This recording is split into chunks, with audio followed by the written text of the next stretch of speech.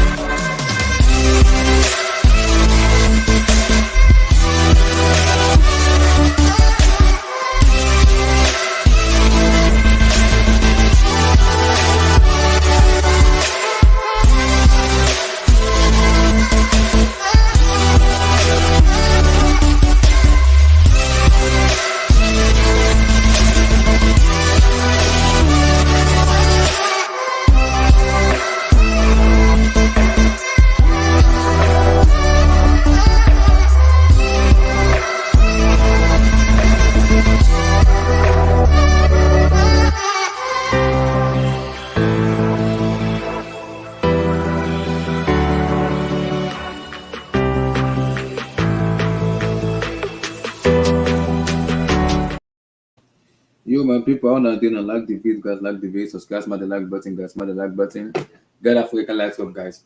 Like the damn video, my people, like the video, man. So, guys, it has been a beautiful, I would say, a very beautiful Nations Cup. I think it's been the best Nations Cup I've watched. I've watched a lot of Nations Cup, a lot. I think this has been the best I've watched, though, because of the amount of team that has been knocked out, the anxiety, how do I put it? The anxiety, that's number one.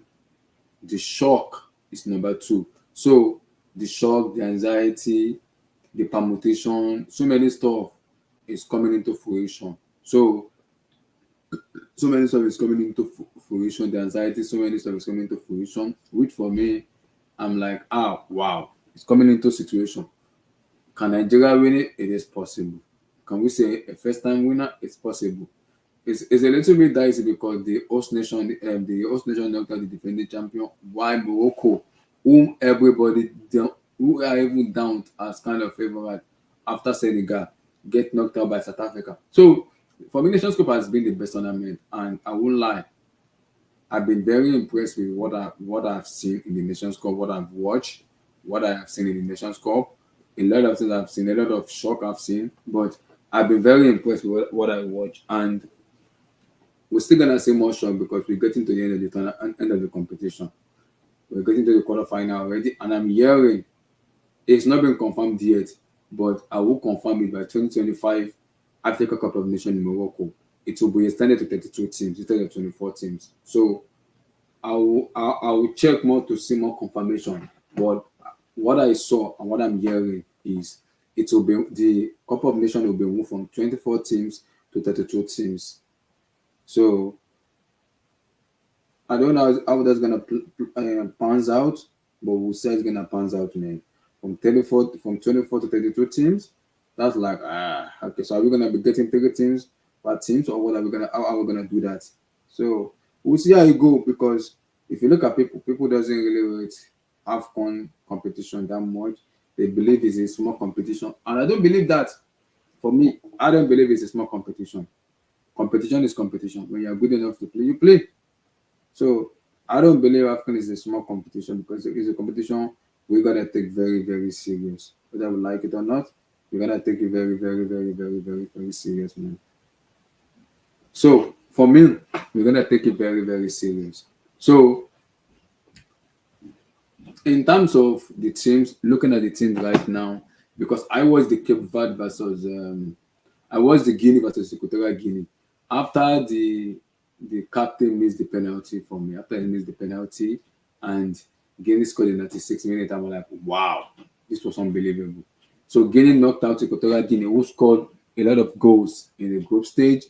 That was when I knew, I'm like, oh my god, this is gonna be a problem, because teams that are going out are unexpected team.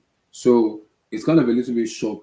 And when I watched the Senegal versus Ivory Coast, I knew here that Ivory Coast would score because of the intensity they were playing. And Senegal had their chances. Sadio Mane had the chances. He missed. So it's not that Senegal did not create chances. Yet they were pragmatic, they were good, they were doing a lot of stuff. They had their chances in which they missed. And I keep telling people, when you're playing it, especially a tournament, you have to take your chances. One, two, three, four chances fall to you. Take your chances, because you can only get one chance. You can't get more than one. You can only get one chance, and once you miss that one chance, it's game over. So those one chance needs to be taken, and if you don't take this one chance, it will affect a lot. And Senegal had their chances they missed, but Ivory Coast, I have to give them the shout out. They fought all the way to penalties, and they won. Eventually, they won. So you have to give them credit. You have to give them massive credit for how they galvanize themselves, how they play, how they're gonna galvanize themselves and make them much better as a team. Yes, people doesn't rate them because of where they finish, but they have done very, very well. They've done very well. Remember, they are the host nation. So they are the host nation. And for a team like host nation like this, you're gonna see some pressure on them. So I wasn't surprised when I saw the start with Africa Cup of Nations with them. When I saw everything, I wasn't surprised, because every other nation is happened to them before. But for me, this Africa Cup of Nations has been the best tournament for me. And whether people like it or not, whether you like it, whether you hate it, whether you don't like it, whether people like it or not, for me, this has been the best Afcon. And people might people might agree to disagree, agree to disagree, agree to disagree. But I've been happy with how this Nations Cup has been going in terms of the intensity. So many stuff is going on in the intensity, the shock. So many stuff has been going on in terms of the way the EPL is being, the Cup of Nations is. Even the officiating has been superb for me. Has been superb. So I have to give shout out to the CAF for making sure the presentation of the Afcon is being superb, because moving in from now it's been 24 now for the 32 teams now. I don't know how it's gonna set up in Morocco, because Morocco is gonna host the next Afcon. So I don't know how it's gonna set up in 2025, which is next year. I don't know how the Afcon is gonna set up next year, because 2025 is next year. I don't know how it's gonna set up next year. That's what I don't know, because will it be the same third place finish, or will it be different? I don't know. So I don't know how it's gonna pans out. But what I can say is it's been a very good tournament. I won't lie, it is. So I won't lie, I've been very impressed with this tournament. And I say it again, I've been very, very impressed with this tournament. And despite how impressed I have been in this tournament for me, this tournament has been nothing short of excitement for me. It's been a lot of excitement. And overall, we have to give credit to the IM, to the CAF president, and also to the players, the teams, and the preparation and everything. Because in as much as there was a little bit of doubters in the team, how far can we go? And we've been seeing some shocker. Senegal knocked out, Angola too, Algeria out, Morocco out. The big names are out, which kind of tells me that this is not even a joke competition. It's not even a joke competition. It's a competition you gotta take serious, whether you like it or not. You have to take it serious, because if you don't take the competition serious, then what competition do you take very serious? Because this is an African competition. You have to dominate your continent, and teams like Mauritania, Equatorial Guinea, Mali, those kind of teams will be happy, because some of them, especially the players, is their first time, and some, I think, it's their last. So them not reaching, maybe some of the team, maybe some of them just is like group stage and exit out. But for some team to reach the quarterfinal, for me, is a blessing for some country and some nation, because the expectation was, can we even get here? And eventually they get there. You have to credit them. You have to give them massive, massive credit, man. You gotta give a shout out, man. hmm hmm You gotta give them a shout out, man. It's been superb. It's been very superb, man. And I won't lie. Yeah, it is, because we all talk about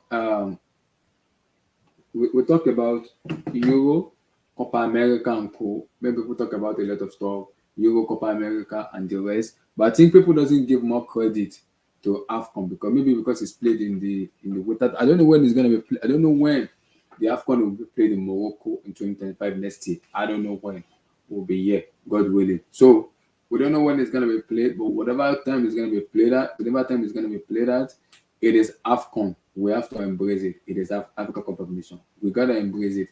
It's a tournament where all Africans are proud to play. And shout out to the participants. Shout out to the CAF president who make this possible, and to the players too who are fighting to win the tournament again. So it's a blessing. It's a blessing, a real blessing, a real blessing. So a real blessing. So looking at the quarter-final stage now in terms of the team that are qualified. Let me bring it out,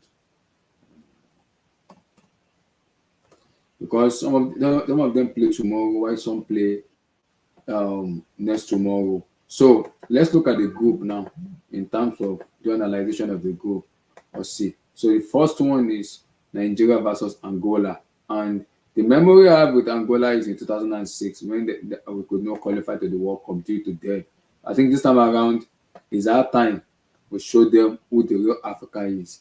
DR Congo, wow, versus Guinea, Mali versus the host nation, and Cape Verde versus South Africa. That's, for me, that's gonna be huge. That will be huge for me. That will be huge. So we might potentially see Nigeria versus either Mali or Nigeria Guinea in the semis, or Nigeria South Africa in the semis. It depends on how the stuff shaped up. But it's been a brilliant tournament. I can't deny that. I'm enjoying every bit of the tournament, because it has been nothing short of happiness. This tournament doesn't even make me get pissed off with the club football, especially with what Chelsea has been doing recently. I just don't want to go too much in there, because it's gonna get my head out.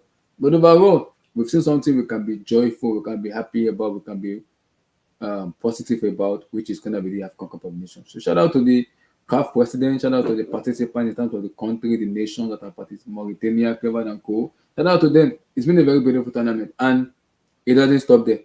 It keep going. It keep going. So the big question is, who will win the tournament? Will Nigeria make it 4 times, or are we going to see a first-time winner? It's delicately poised, because tomorrow we know Nigeria play Angola tomorrow, and the second match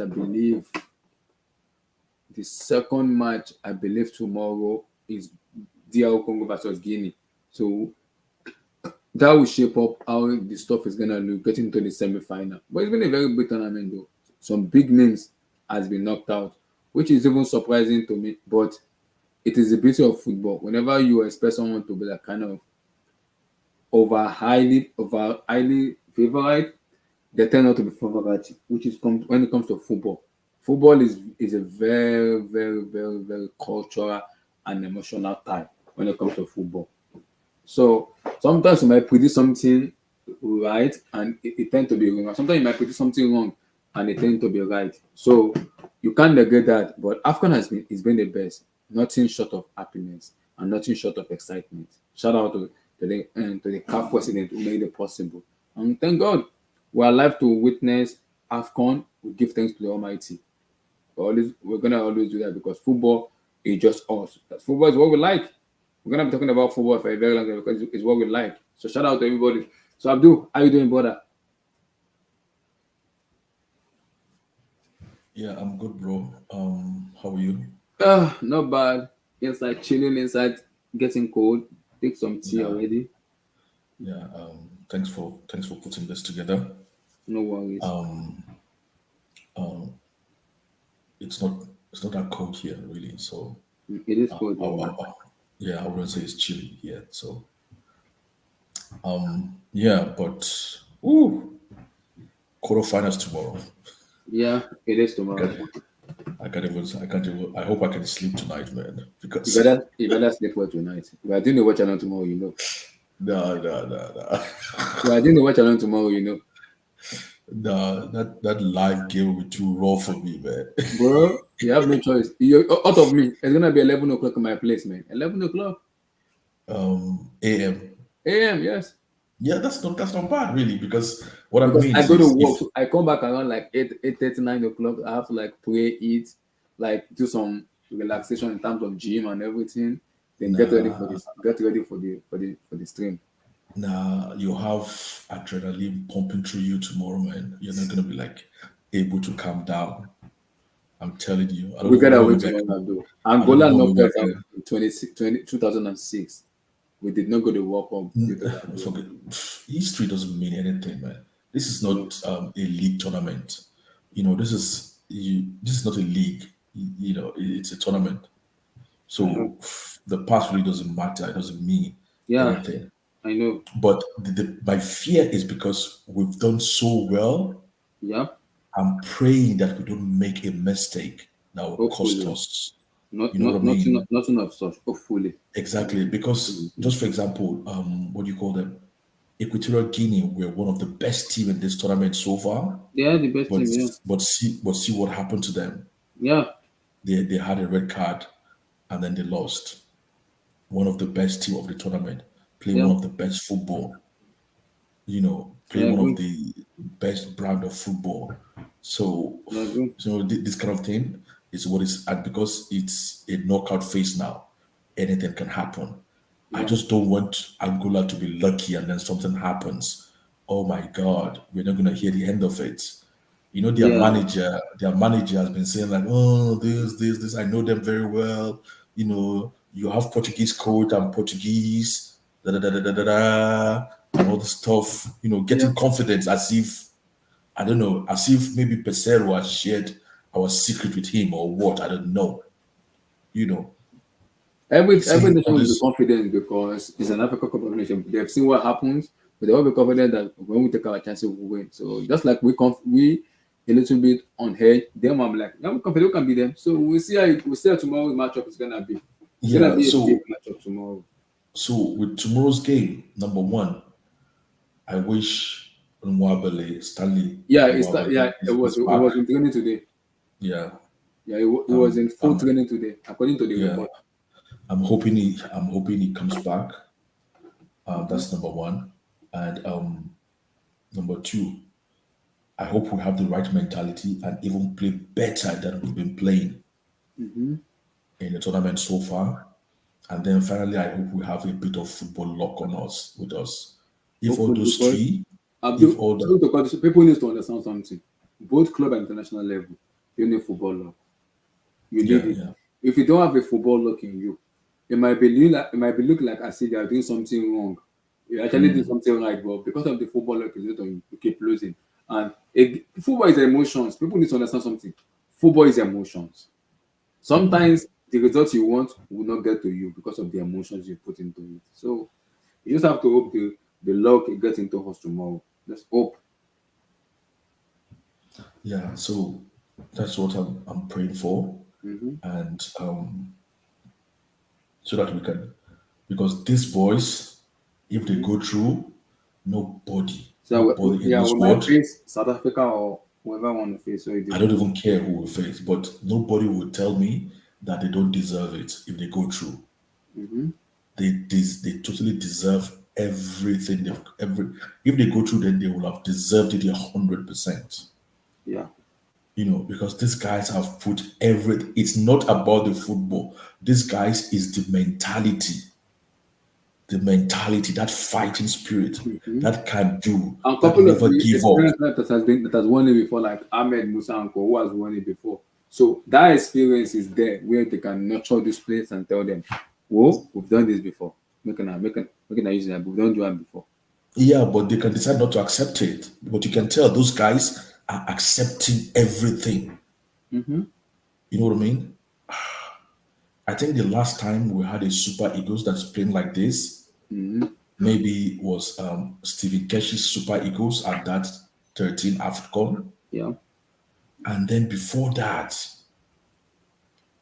to be honest, before that, I think I can't even remember a Nigerian team that plays with this mentality. Mm-hmm. Like proper African mentality where they are ready to run their life out. They're ready to run till they can walk no more. You Mm-hmm. know. And as I was saying on Twitter, you cannot say the coach hasn't had an input. This is the coach's Yeah. work we're seeing. Yep. Remember, we were all laughing at them before AFCON, saying, "Oh, Mm-hmm. we have 50 strikers and no the other and a garbage team. On a garbage midfielder.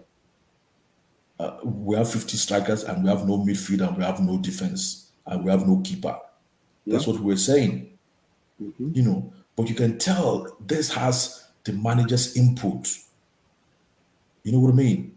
Yeah. That okay, we know we have strikers, but even if we can't score, you two will not score.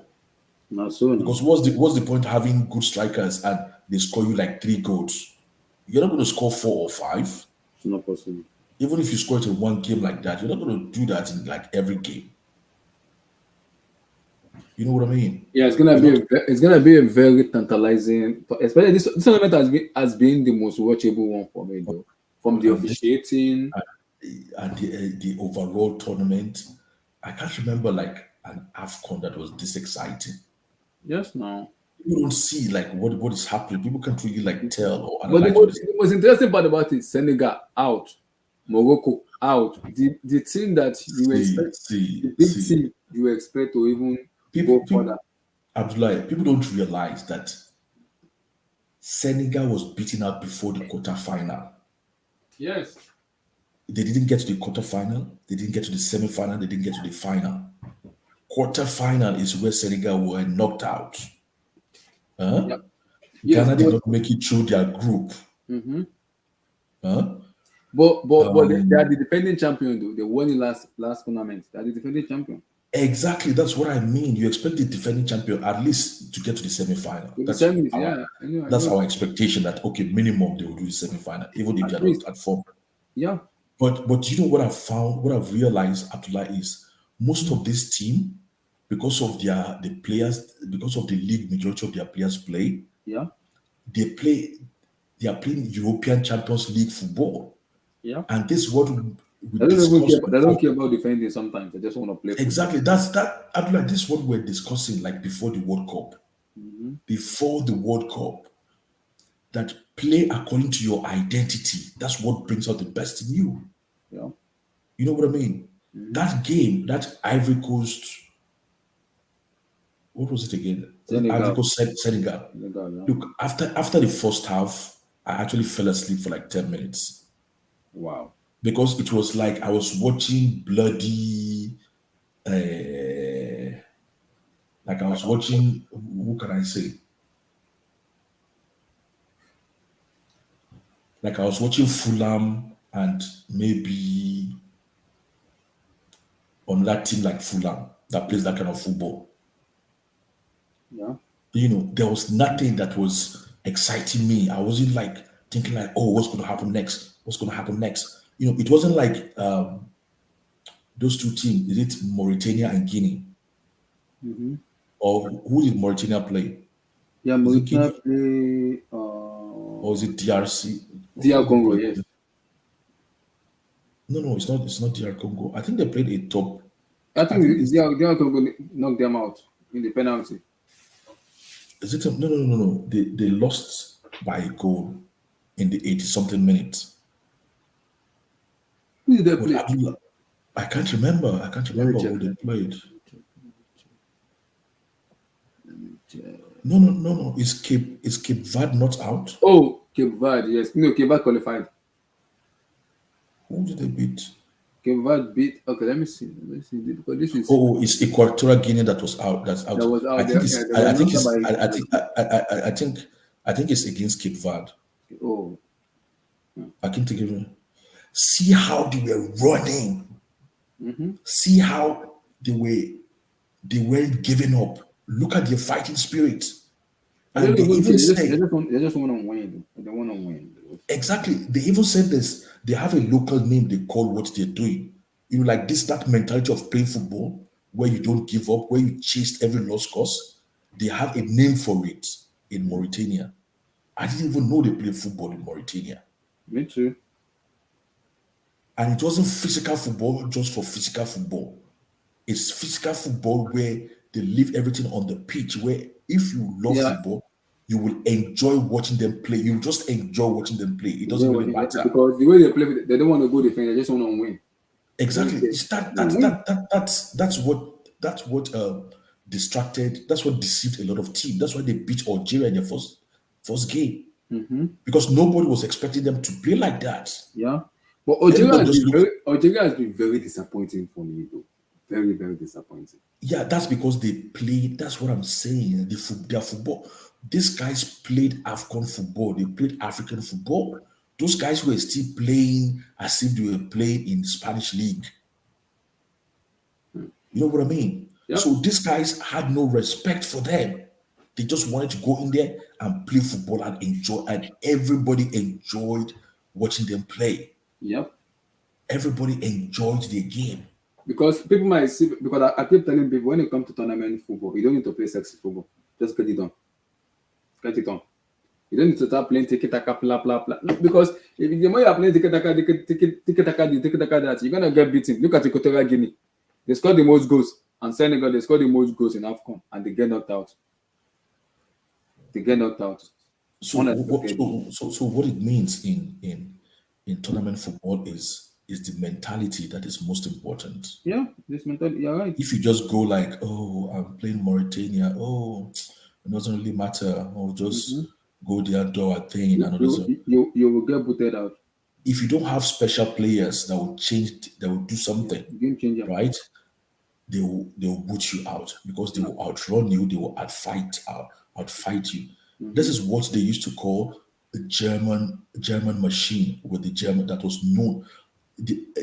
German style of football in the 80s and the 90s was known as German machine.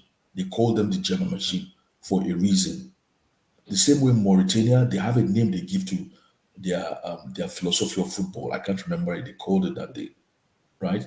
And the German machine, one thing is you might have more skills than them, you might have better footballers than them, but you will not outfight them, you will not outrun them. Okay? That's why they were so difficult to beat. That's why in the 80s and 90s they got to a lot of finals and they won a lot of tournaments. Because They're for me, saying like, okay, you have more skillful players, maybe you're Brazil or Argentina or whatever, but we will run more than you and we will fight more than you and we'll see who's going to win. Okay, yeah, that's why I can't remember who it was that was talking recently. He's like, he thinks like Pep actually have spoiled German football because when Pep came, he changed the culture of German football where everybody now wants to make like 50 passes in the midfield before they Yep. do anything. Mm-hmm. That before in German football, there is no midfield. You get the ball, you want to go fight to Yep. score. Yes, I agree. And if you look at it, that's what these Super Eagles, these Nigerian Super Eagles are playing. Yeah. They have the ball, they lift their head up. Where is Osimhen? Mm-hmm. They don't mess about in midfield. No time There to is waste no, at all. No time. there is no post. There's no post in the midfield. Why are you Just passing get it around the done. midfield for? The answer is get it done. Yeah. Exactly. Get it done. Where is Osimhen? They just throw the ball at him. Osimhen is running like a horse. Mm-hmm. Okay, and I saw him at a picture. I saw one of his picture today where he was running. That guy looks like a horse. His muscles are lean. Yeah. And I think the people talk about Osimhen now. People that have watching Osimhen for a very long, we know what kind of player he is. He's that kind of player. You know him very well. That kind of player. That's the kind of player he is. He's Victor Osimhen. And I tell people, whoever buys Osimhen in the summer is buying a potential world-class player because See, because the amount, how do I put it, the impact Osimhen will give a team who buys him will be very, very pivotal. I will give an example. If a team is struggling and you have a player like Osimhen, I keep telling people when he's fit without injuries, he will give it 20 something goals. 20 something goals win you Premier League title. Straight up. Straight no cap. Straight up, no cap. 20 something goals give you Premier League title. Imagine him scoring those goals. You know where you're gonna be in the table. I kept telling people last season. If Arsenal had those similar last season, they win that league by 7 points or 8 points. it will have been over. Yeah, they will win by 7 because the way Arsenal is creating chances, you don't someone that doesn't just put the ball into the net. It's game over. Even if he wasn't scoring, he will create chances for your other players. Exactly, it will. It will. You know, it could have been over for them if he had gone to Arsenal last. Because Oh my God! See, the way he plays, you can see that. Oh my God, this guy is just too good. See, I don't want to do this because I'm a little bit angry, but I have calmed down since yesterday night. I have a little bit calmed down because I went to work yesterday night. I was just pissed off, angry, getting angry. My boss was like, "What's going on?" I was like, "Boss, don't worry, I'm fine." My head is just hot a little bit because that was the question people keep asking me yesterday. We lost. We can lose football matches, but the manner we lost, I don't like that manner. That is not the mentality you lose football, man. That manner disgusts the heck out of me. It's like I just want to break somebody's head or give somebody that slap or just knock somebody out of the way. That is how my head was hot yesterday. But I have come, and the reason I have come is because I understand the situation we are as a Chelsea fan base. It's a young team. There's gonna be ups and downs. It's gonna happen. So I was doing the permutation yesterday when I was kind of looking at I'm looking at a lot of clubs like United, City, Chelsea, Madrid, so many clubs. I was analyzing how many chances they created per matches. 2, 3, 4, 5 chances. How many they score? Then I look at Man City. Man City create more chances even without KDB. And they still score a lot of goals. When KDB is back now, then there's Haaland now. They still even create chances. Haaland makes a lot of chances, but guess what? He's still the top scorer.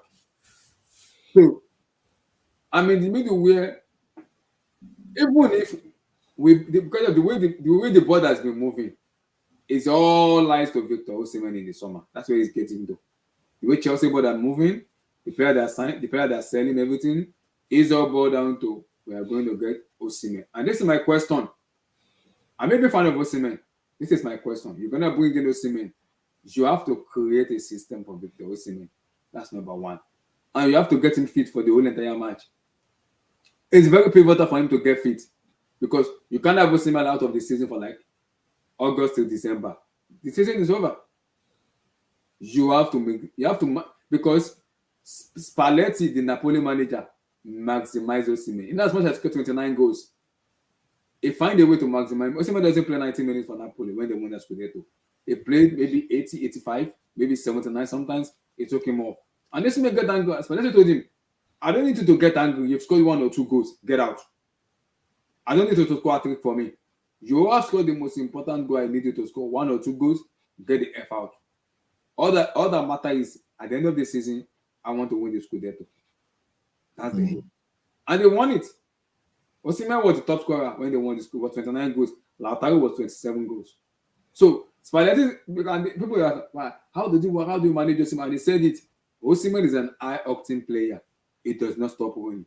For you to manage that kind of player, you have to manage his minutes for him not to get injured. And that Scudetto era, Osimhen did not get injured for the whole entire season. And when they won that Scudetto, it did not get injured. Spalletti did not get it because Spalletti said the kind of player he is, we have to manage him. It's not, yes, he wants to play 19, but you have to let him understand we have a special goal. And the goal is to win the league. You are part of that man that's going to win that league. We need to fit every matches. I cannot take a risk on you getting injured. This is my question. Can Paul do that when we buy Osimhen? Can he do it? Because someone like Osimhen is an high-octane player, you have to manage his minutes. You have to. If you want him to get fit to play the entire 38 matches, you have to get him. You have to manage his minutes. Can Paul do it? I don't know. Spalletti find a way to do it. Can he do it? That is my fear with him. Because people were like comparing with I was like, Allard is different than Osimhen because the way Man City play. Man City doesn't play high-octane football. They play possession based where they kill you with pass. What Allard just do is stay in the box. They will create chances for you. You score. Sometimes in this Chelsea team, Osimhen needs to come to the middle to play. He needs to come because we're just gonna hold on to the ball.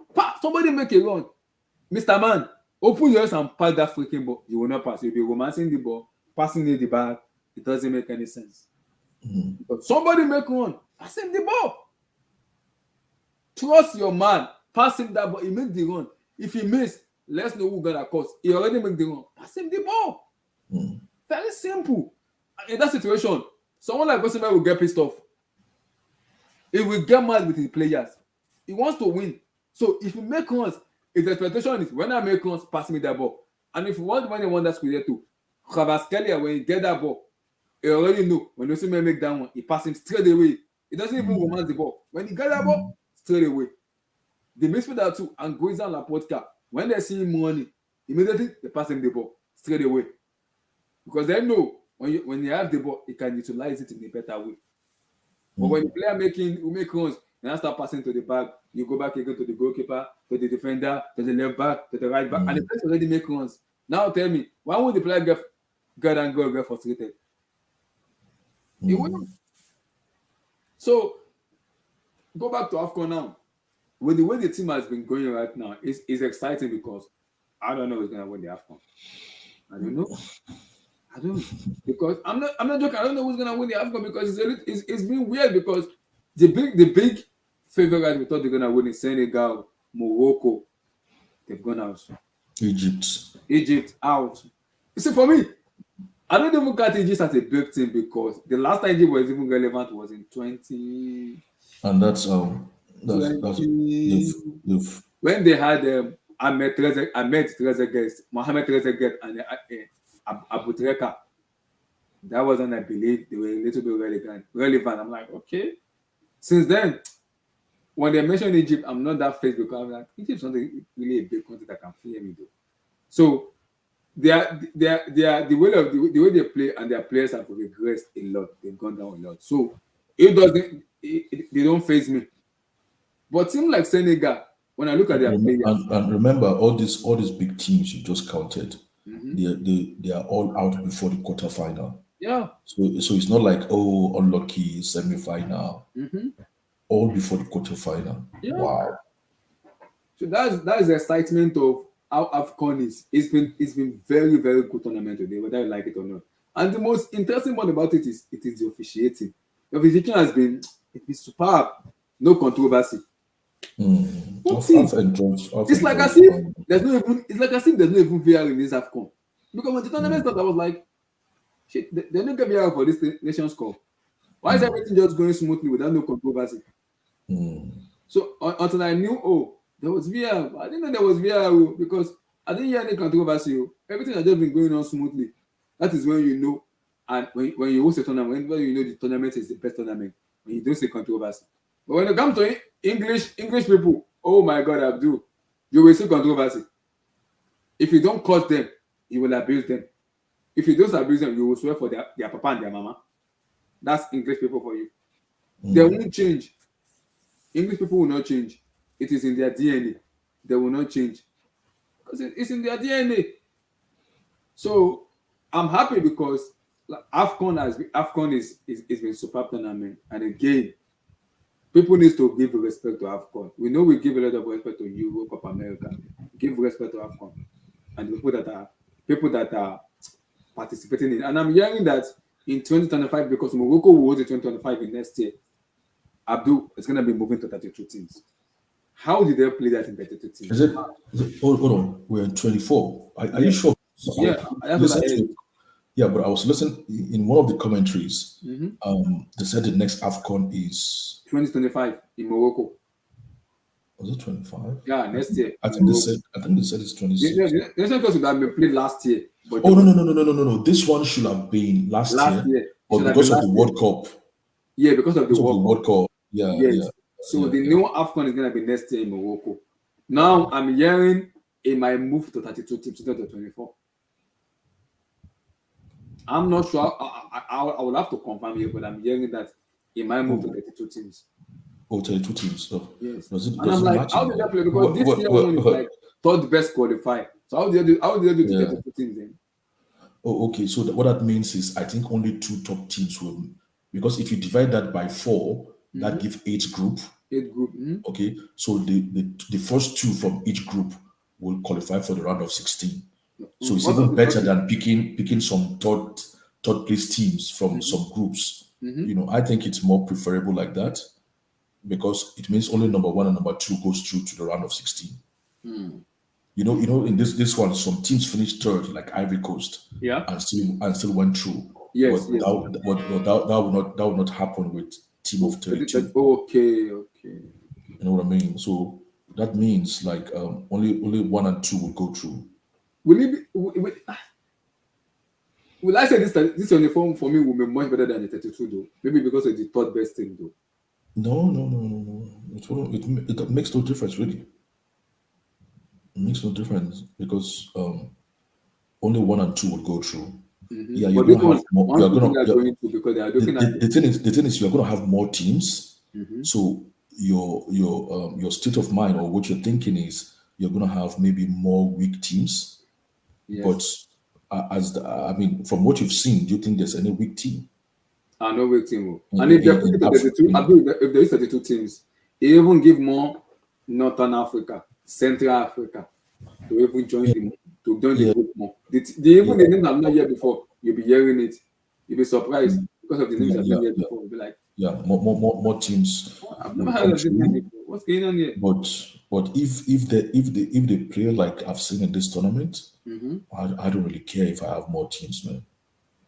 Because with the football I've seen, and with some of the teams that I didn't even know they had a football team. Yeah, like Mauritania, with the kind of way they play football. Cape Verde, see what Cape Verde is doing. See how Equatorial Guinea, see how they've played. Nah, I'm thinking like the more the merrier, really. Oluwa and hey, how you doing? And Edoma, your quick take on big up, Edo. Yeah, it's been good. You guys mentioned countries like Cape Verde, Equatorial Guinea. I'm a bit surprised. Like, I'm to be honest, but for me personally, like, I've always known Cape Verde to be a very good team. This is a team that they defeated Nigeria in our own ground. Remember? Yeah, Africa Cup of Nations. So it's not just about this tournament. They have been good recently, so I'm not surprised. For Equatorial Guinea as well, they've been there. But in general, I think it's been an awesome tournament.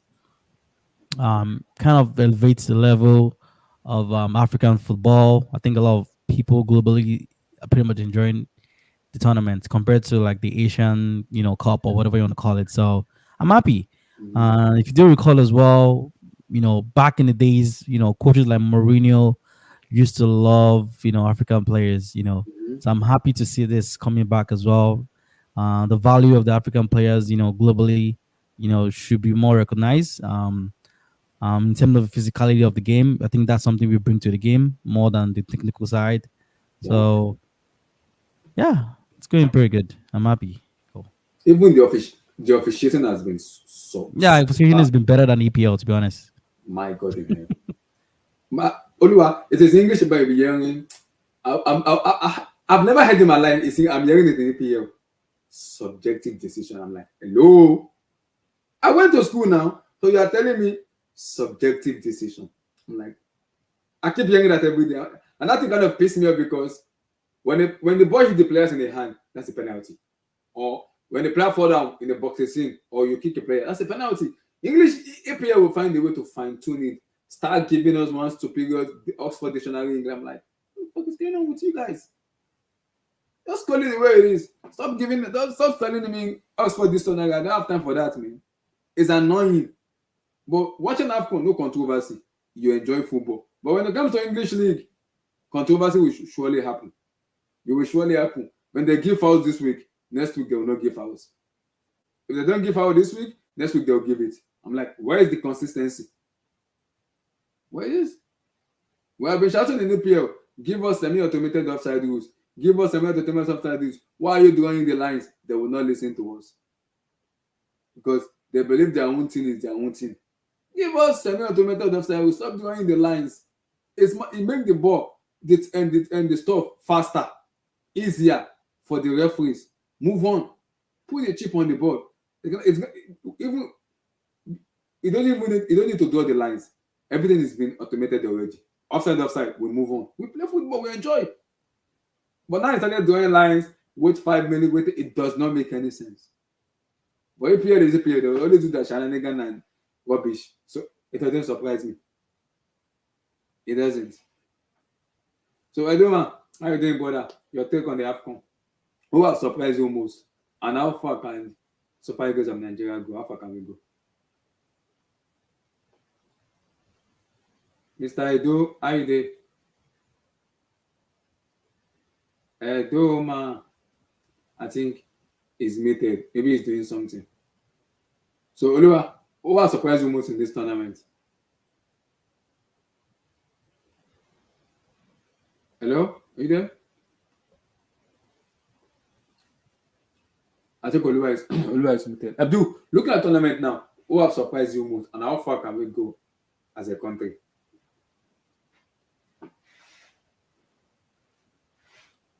Abdul, are you there? Yeah. You know who has surprised? Who has surprised you most? You know who has surprised me most? Mm-hmm. Mauritania. That's a small country. Because I wouldn't lie to you, I've never seen Mauritania play football before. I'm talking about national level. I've never seen a team from Mauritania play football before in my life. Can you even believe that what I'm saying is that Abdul, the amount of football I'm saying in this world? Are they even in the map? Are they in the map? Yeah, no. Mauritania has a rich history Let me check and a rich culture. Like if you look at their history. Mm-hmm. So I've known about Mauritanian history and culture since about over 20 years now. Mm-hmm. Okay, and but I've never looked at them like their football, because they've got like some very good scholars from Mauritania, but football, I've never even looked at them in football. I don't even know they play football. You know what I mean? Yeah. So I've never seen. So when you said, even if it wasn't because they beat Algeria, I don't think I would have even paid attention. Yeah. It's after I saw that they played a game against Algeria and they won. I was like, come on, something is happening here. And then I saw what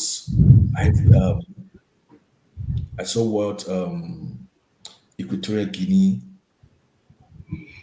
did, and I watched what Cape Verde. I knew. See, Oluwa was saying, "Oh, Cape Verde beat Nigeria," but Nigeria can be useless sometimes. Yeah, but it wasn't an easy game. We knew it was a very tough game.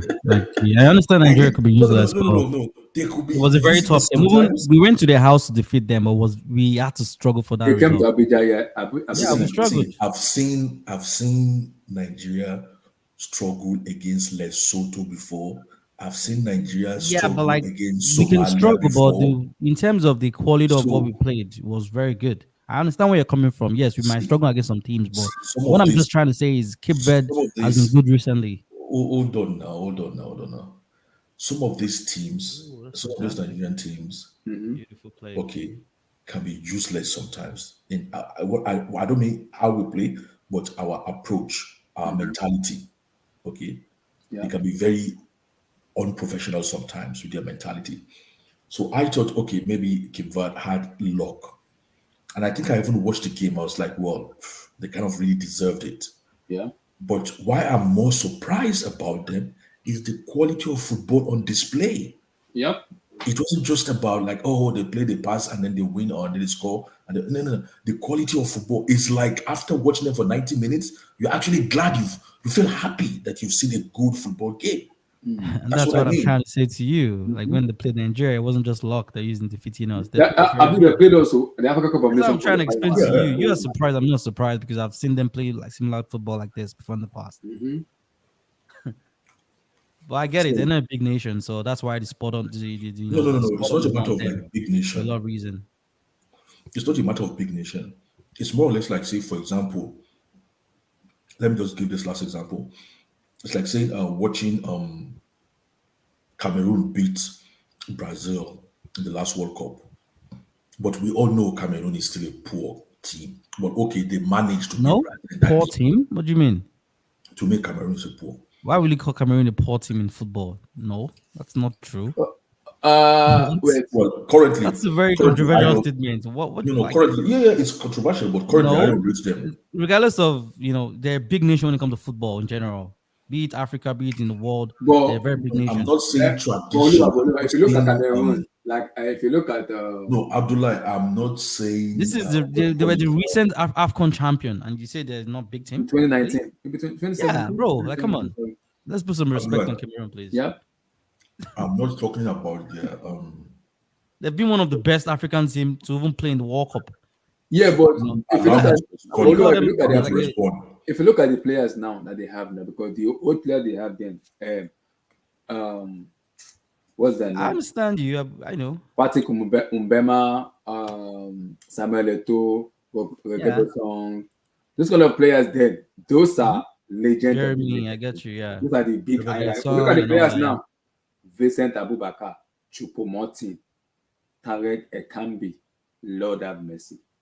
yeah, but like they're Windsor. still they're the current champion, whether you like it or No, not. Senegal are the defending Oh, champion. sorry, Senegal won after them. I Yeah. apologize. Yeah, So Senegal won after them. So but if you look at regardless, you Cameroon, can discredit that. the players Cameroon have in those years now, the thing is Yeah, not the big. standard has dropped. I agree. Yes. Yeah, so the standard of the players then have dropped. The player me I watched when I was small, the I 2000 understand. I team I watched understand. in Yeah. Lagos, that team scares the heck out of me. The Wobe, The Cameroon team I watched, yeah. Jemba. I know. Remember oh The my God, Jeremy. Mbema, Yeah. Eto and Co. I was like, what Patrick the heck? Mboma. And Yeah, I they will know. be I wearing know. their jersey. Their jersey will be Yeah, a they have this Fritz Jesse then. their jersey will be I understand where like, you're it will be coming like from. this. It will be They like used this. to be Nigeria's nemesis then. They really Mhm. destroyed Nigeria for a period of time, man. Yeah. You remember the Victor Beba's penalty as well that wasn't counted. Wasn't gone exactly. So Yeah, that I know. 2000 was I a know. little bit weird. When they beat us in Lagos, I'm like, I'm to hope we're right again. No, what we do? So those kind of players then is different than the player they have right now. When you look at Abubakar and Kambi and Co, I'm like, what the heck is going on? It's been regressed. The coaching ability too has been regressed too. In as much as Eto is in the I think camp. we're in the last fight. They're in the last World Cup. We're in the last World Cup. Yeah, they were. They were in Brazil go. Yeah. Yeah, they were in Brazil go. But if you look at Senegal now, Senegal has improved in terms of the players. Oh, Senegal, for me, they've been the best African team. Yeah, because recently. if you look at the player they even Yeah. have there, Them and Morocco. if you look at the player, putting this player, Alhaji Diop,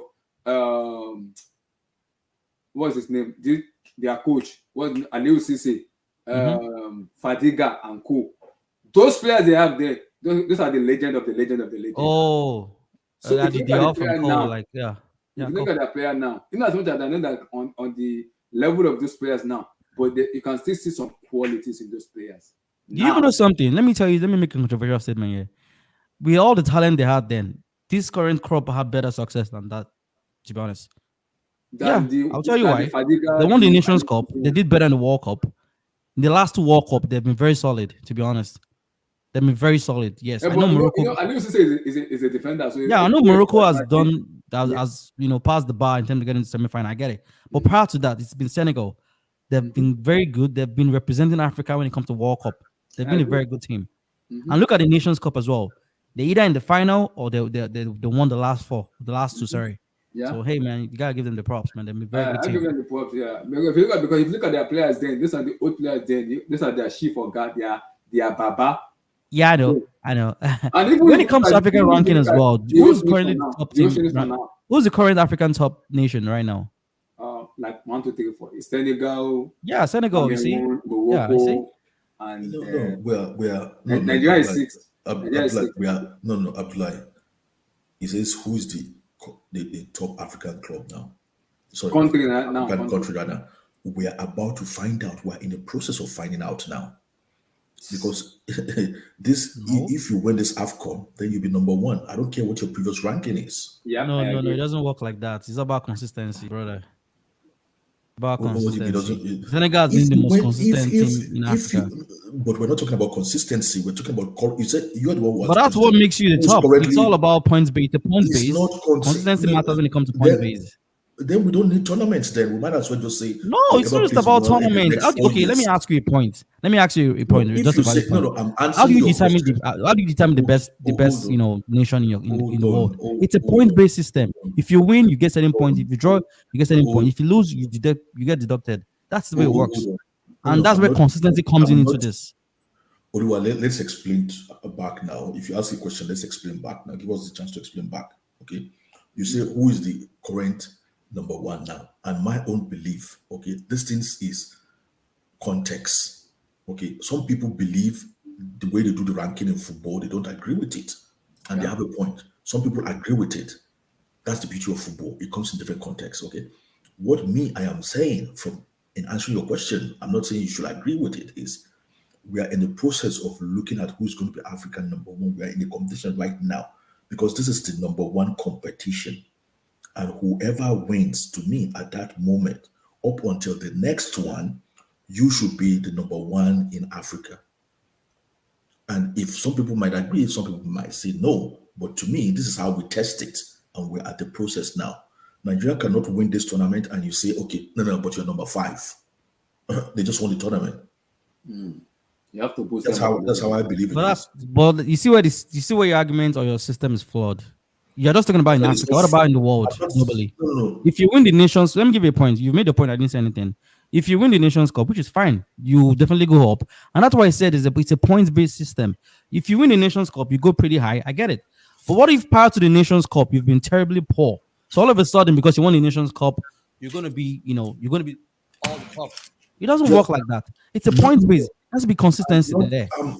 See. So you tell me if a country like, give me a sec, a country like Cape Verde wins the Nations Cup, all of a sudden they'll be the best team to come from Africa because they won the Nations Cup. What about countries that have been consistent prior to the Nations Cup and they got to semi-final? Well, they feel that it's a point based, bro. Which point based are we talking about? Which point based? And the point base is fair. It's just like what they use in the Champions League as well when it comes to quarter in terms of the best team in each country. Are you telling me because of Celtic is the best in their country, all of a sudden, they have to be highly ranked? No, there have to be consistency. They have not been in the Champions League for a long time, so that doesn't mean because all of a sudden they won their league, they have to be at the very top somewhere. No, it's consistency. You have to be consistent in what you do to be ranked at the very top. And Senegal has been more consistent. Like I said, in the World Cups, previous World Cups, they've been good. Nations Cup, they've been good. International friendlies, they've been good as well. Nobody's arguing about their consistency. But we are saying who is number 1 right now. And to me, the most valid test, okay, is the Nations Cup. And that's why when the Nations Cup is over, there will be a new what's it called ranking. But for now, it's like Senegal. Hold on, Olua. Okay. I'm not saying Okay. you're right or you're wrong. Me, I'm just explaining my own logic to it. Okay, I get your it's logic, more yeah. it's more or less like saying, okay, Okay. I've been ranked as the number one athlete for the past 4 years. But when it comes to the Olympics, I came number seven, and somebody else won gold. Well, then you're not number one. It's the guy that was able to put everything together that night and win gold. That is number one in the world. Forget about ranking. Your ranking did not run that night. If it did, then you'll be number one. But at that test that makes us identify a sprinter or an athlete, that is the test. That is one of the most important tests that you are given as an athlete. And you fail that night, either being lucky or unlucky, then you're not number one. Why didn't your ranking run for you that day and become number one? When Usain Bolt failed in a world championship race because he picked the gun twice and was disqualified, why didn't they just allow him to say, okay, oh, yeah, but we'll just allow you because you're number one in the world? Well, you failed that night, you're not number one in the world that night. At least for that night, you're not number one. Hey, can I jump in? I'll be like, Yes, I did. I'm pumped up for tomorrow, man. I'm Like, pumped up for tomorrow, that's man. the last of it. Listen, I know this is not a I Chelsea. remember 06 Blue so I know this. I'm like, hold on. I know this is Don't not. mention Chelsea, please. This is not a Chelsea stream, man. Don't give us a headache. Hold on. This is not a Chelsea stream. But we've been harboring some criminals in that organization.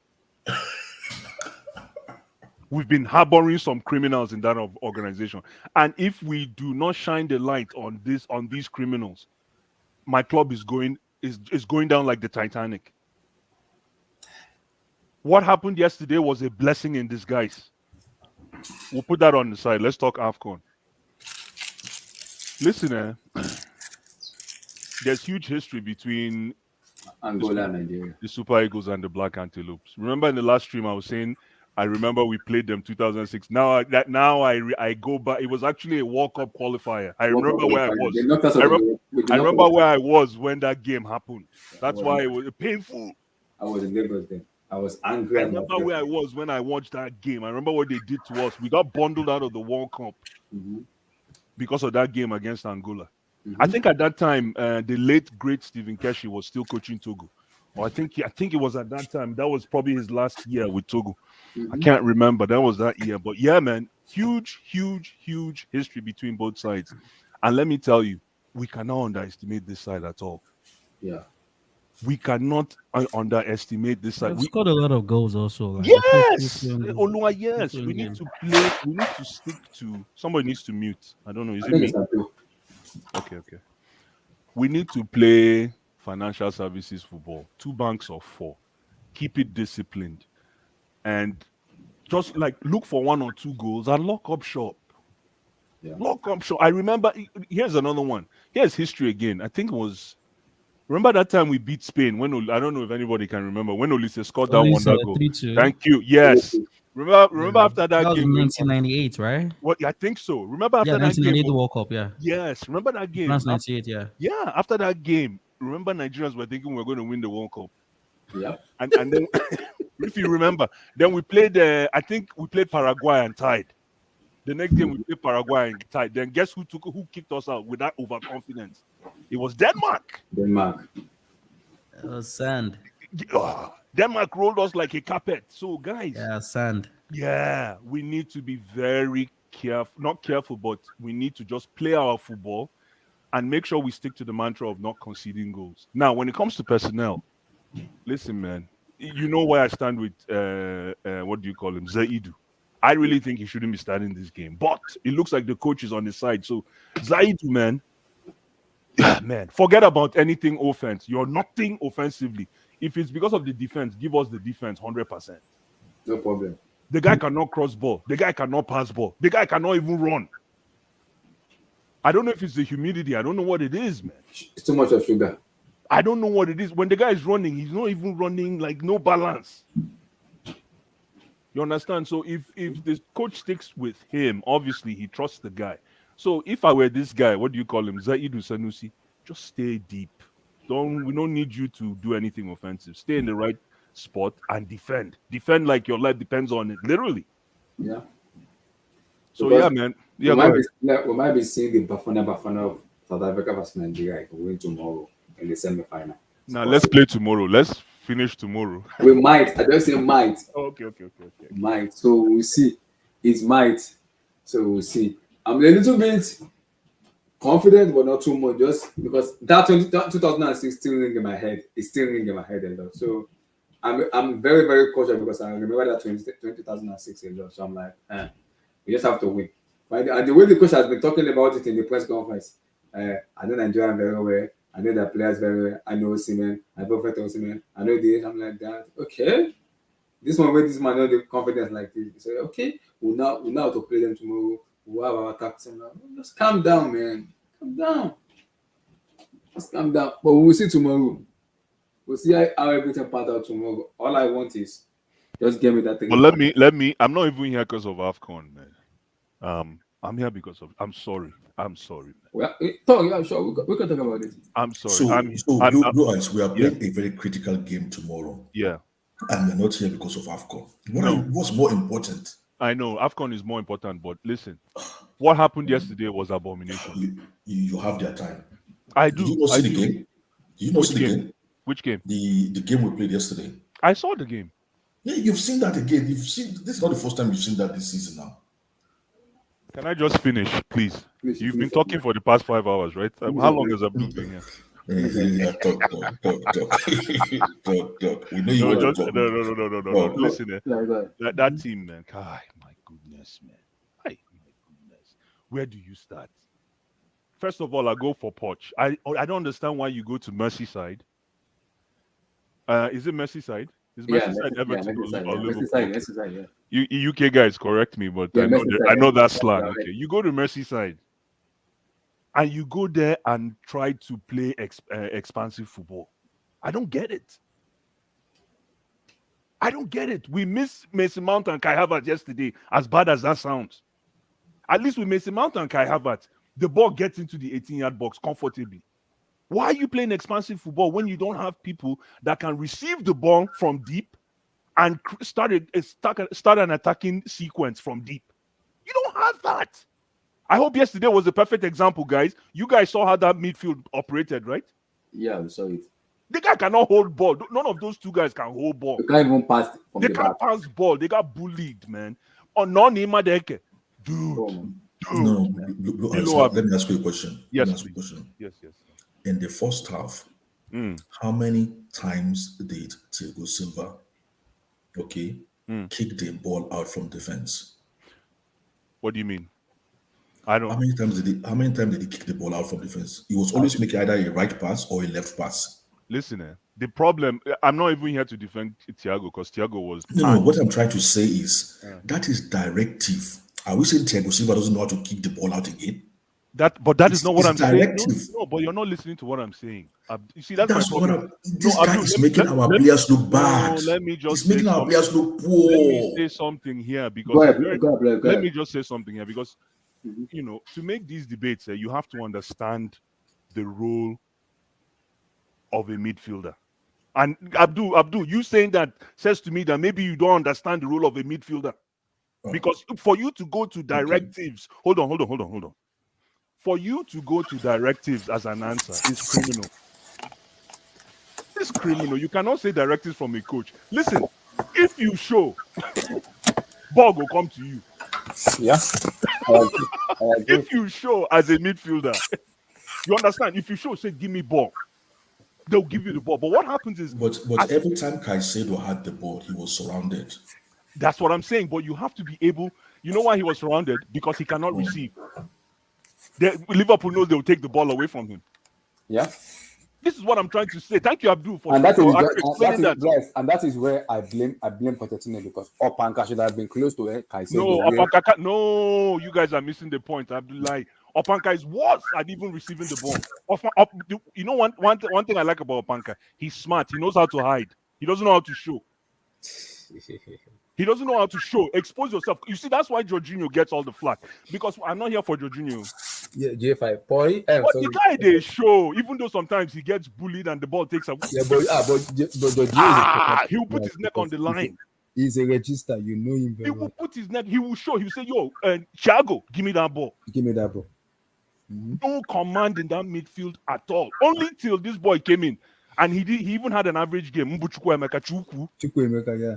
He had an average game, but Because as soon as he came in, injury. exactly what I've been preaching. Somebody that is buccaneering, that can run with the ball.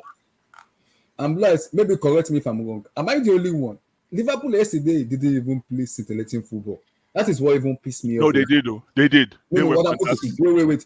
They I were will explain my reason. Abdullah is correct. These guys did not bring sweat. They did not bring sweat to score 2 goals. Exactly. That's why it was fantastic. I watched the match yesterday, Blue Eyes. And the reason I say the Liverpool I saw yesterday is not the Liverpool I saw under Tuchel.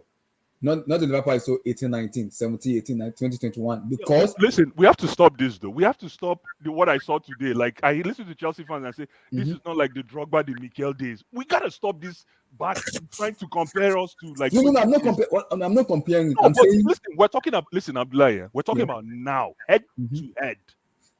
Head to head. The Liverpool you saw yesterday didn't break a sweat. That's excellent execution of football.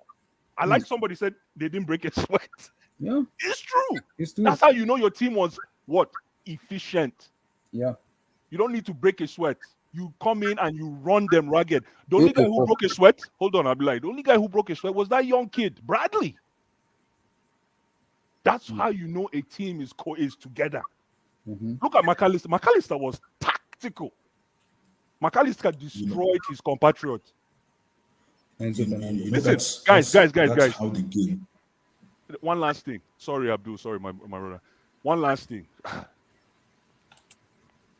By September, I don't think Enzo and Caicedo are in this team. I don't think so. I don't. And listen, here's the last statement I want to make.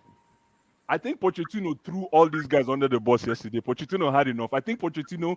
This is my conclusion, and I know it's very vague. Pochettino made some requisitions. I need players for January. Todd Bowley no agree. So Pochettino put the player into the fire. Hold on, no. Pochettino said, okay, no problem. You know, Graby, I go play all your guys. May you see. And exactly, look, you see when he pulled out, you know why I know this? He brought on 3 players. No, hold on, Abdullah, may I finish? When he pulled out Caicedo at the 64th minute, you pull out Caicedo to make a statement. Remember, it was about we stole one from Liverpool. Yes. It's about to show up. Meanwhile, you're pulling out Caicedo at the 64th minute when we are 3 goals down. That's come on, Abdul. That's calamity. It's calamity, man. Calamicious. Now, Mudryk, he's gotta go, guys. Come on. I don't know how much else we want to explain this. Mudryk, that's come on, man. The guy doesn't know even how to lean forward into a shot. When a shot comes, he leans back, lean back. He has a chance instead of laces like you guys in the UK say. Your laces or just calm down. You're an onside. Calm down, man. Oh boy, this is my own conclusion. We have to run a post-mortem on our enterprise, guys. This is Titanic all over again. Yes, I agree. Let me say something to Tayo. No, Tayo, I'm not blaming Poch. I'm blaming the players. The players, because this is my conclusion, Blue Eyes. Because how do I put it? I can't believe I backed Poch in as much as I was pissed off yesterday, not just because of the lose, but the manner we lost yesterday. Get me pissed, get my head out till I even got to work and I even got home this morning.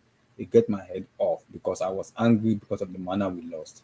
And I blame Poch in some aspects, and I also blame the majority of it on the players. And this is why I'm saying I'm blaming Poch in some aspects. In that match, because the reason I say Liverpool were not scintillating is Liverpool, yes, as much as Liverpool came out, Liverpool were playing high line. You don't need to play chaotic football with Liverpool. You will get beaten because that is their bread and butter. If you are playing chaotic football with Liverpool will dismantle you because they expect you to play chaotic football because they want to play the same football with you. But we have to just do calm down and just play your ball. Calm down, get the ball into control, and just slow the game down. What do you mean by chaotic football? What do you mean by chaotic? Okay, the way Liverpool play, just they want to come out and play your run. If you are running with them that same way, you will get battered by Liverpool because they expect you to do the same thing with them. Expansive, yeah, not chaotic, expansive. Yes. Yeah, expansive football. So if you are playing that way with Liverpool, you're gonna get destroyed because they want you to do that. That's what I said. We had to. If you look at our past games, we've always been. That's why we played. Even Tuchel, that I don't rate. Tuchel comes in there disciplined. Frank Lampard comes in there. Even Frank Lampard of the worst coach comes in there. And even though we've lost with Lampard, but at least with Frank Lampard, disciplined. I don't know where Poch came with this, but put Poch aside, those players are. Bro, this is my conclusion with these players right now. Yes, we can blame the ownership. I agree in terms of some of the ownership, but I'm looking at the old head in that head. Sterling was all my days in cannot beat a player. Oh my God, that guy's got to go, man. Subhanallah. Yeah. See, Thiago Silva very, very highly. Is my high central back in terms of echelon of a defender. My God in heaven, Silva was abysmal. I was watching that match yesterday, bro. After 20 minutes, I off the TV. I was ashamed of Silva watching him. That's how ashamed I am as a fan base watching. I'm going to take it easy, even though Badiashile was below average. But the reason I'm taking it easy on Badiashile is actually a very, it's a partial approach. You know why? It's because this guy has been getting away with the same criminality, but nobody talks about him. No, hold on, Ablai. Levi Cowell. He's been doing the same shit that we saw yesterday in Badiashile, but nobody talks about him. They even want to give him captain. Go ahead. Sorry, go ahead. Because I get what you said, but remember something. When a player is injured and came back from injury, it's a little bit difficult because it takes them time to recover. And if you look at Badiashile, he's been injured. And whenever a player comes back from injury, it takes them time to kind of get their mojo back, kind of understand themselves. No, but the mistakes yesterday. That mistake is a consistent mistake from Badiashile. That mistake yesterday is not injury based, though. It's basic defending, if you ask me, especially with his size. Especially with his size. You know, look, you see that goal that Jota scored. Yes, that is bad. But just it's not Badiashile's fault. It is those two traders in the midfield. Those two farmers, cassava farmers in the midfield. It's their fault. Watch that goal again. This guy basically backslid. You know, backslide. Like the late great Michael Jackson. Remember he backslide, moonwalk. This guy moonwalked through the midfield. I didn't see Caicedo anywhere. I didn't see Enzo anywhere. Why wouldn't he bully his way through the defense? That's why you have a pivot. Oh, we're talking about the Chelsea game, right? Yes, my brother, jump in. Oh, beautiful. I love this. Because we're harboring criminals. We're going to be accessory to the Blue Eyes. Right. Can we all agree we overrate some of our players? Some of them are bunch average. Are you surprised? I'm not. Because you know why? It's always very easy for people to just point at one man and say he's the problem only. Exactly. No, he's got his own problem. Don't get me wrong, but a lot of these players are a bunch of average guys. They have no character, no personality on the pitch. With due respect. Yeah, but why do some of them play better for other teams? For which team? Please tell me. I want to know something. You know something you just said now. Caicedo was very good. Very good where? On Chelsea standard. Let me finish now. What do you mean by very good? On what yardstick, please? Can I finish? That's the what yardstick did get very good at Brighton? Okay, do you want to talk? Do you just want to talk and let all of us just? You think it's very good in Brighton? Okay, let's hear him. Yeah, I'm listening. Tell me. What I've seen Caicedo play in Brighton is better than anything. What did you see? Can you elaborate that in detail? Let's hear what you did. Can you allow? See, you know what? I don't even want to talk about Chelsea. No, you gotta talk now. You just said something, and I'm like, what did you do exactly? Let me know. Other teams to think about. I'm not talking about Chelsea. Because Abdul, if you're talking about his performances in Brighton, in the Brighton, he play more as a number 8, a box-to-box player. It's not even a It's not even a DM. This is not even about his position. His ability on the ball is what we're talking about. What is he good at? Holding the ball, making passes, shooting the ball. What exactly? I want to know. It's good in interception. We saw what Kovacic was doing. He's good with ball retention. He might not be good shooting the ball, right? But tell me what Caicedo was good at Brighton. I want to know. Tell me. That you said, oh, it was spectacular in Brighton. I want to know what Caicedo, was I knew spectacular. because I also wanted him to It's like come you in. telling me in Wepu was spectacular. So that means Wepu is on Chelsea standard. Let's stop kidding here, please. Olua, why are you wasting your energy? What are we I don't doing know here, why you're please? wasting your energy, man. Come on. Like I don't. This is the reason why we are harboring criminals in this team. It's because of that ideology. It's because of that ideology. We do these guys. Listen, you don't need. Oh my God, you don't need to see too much. You don't need to watch too much to know the average players on our team. Like I'm surprised that a lot of us actually have to watch close to 10 games to understand that some of these guys have 2 left feet. I'm here screaming at work, man. My goodness. Blue eyes. Because, Do you know something as well, Abdullah? Mhm. If you look around all the players we have right now, tell me the ones that we're doing very good in their previous clubs. Even with Enzo, will you tell me Enzo was their best player in their club, in his club level? I want to know. Is it Jackson? How many games did he play? Was he the best in his club in Did he play Villarreal? Afcon? Did he play? So all of a sudden they came to Chelsea. Chelsea fans are telling me, "Oh, it's Poch that's playing them wrongly." Where have they proven to you that they've been elites? Tell me. We expect too much from these guys that are yet to be proven, and that's the reality. We're just talking based on they're meant to be good, based on we bought them a big amount of money. No, let's be real. Yeah, a lot of them they're a bunch of average guys with potential, which is the reality.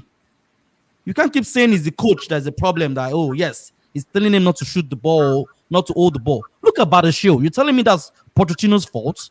No, He's done it multiple times this season. that's It's his been basic. awful. Against Newcastle in the Carabao Cup. What's it called? EFL Cup. We saw what he did. He did it in Premier League too. He did it several times. Are you going to tell me that's the coach problem? No. No, let's stop kidding here, please. Even Monaco, he was. What level was Monaco? I'm comparing who was doing good in Monaco. Like, come on, please. It seems you're forgetting what we used to have. At the back, we had the Rudigers, we had the Banislavs, rocks, reliable players with personality. Like, come on.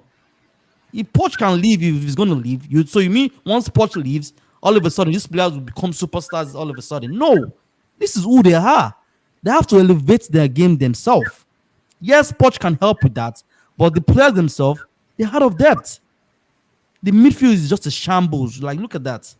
Oh my Terrible. goodness. Oh my goodness. Hi. It's terrible. It is just terrible, man.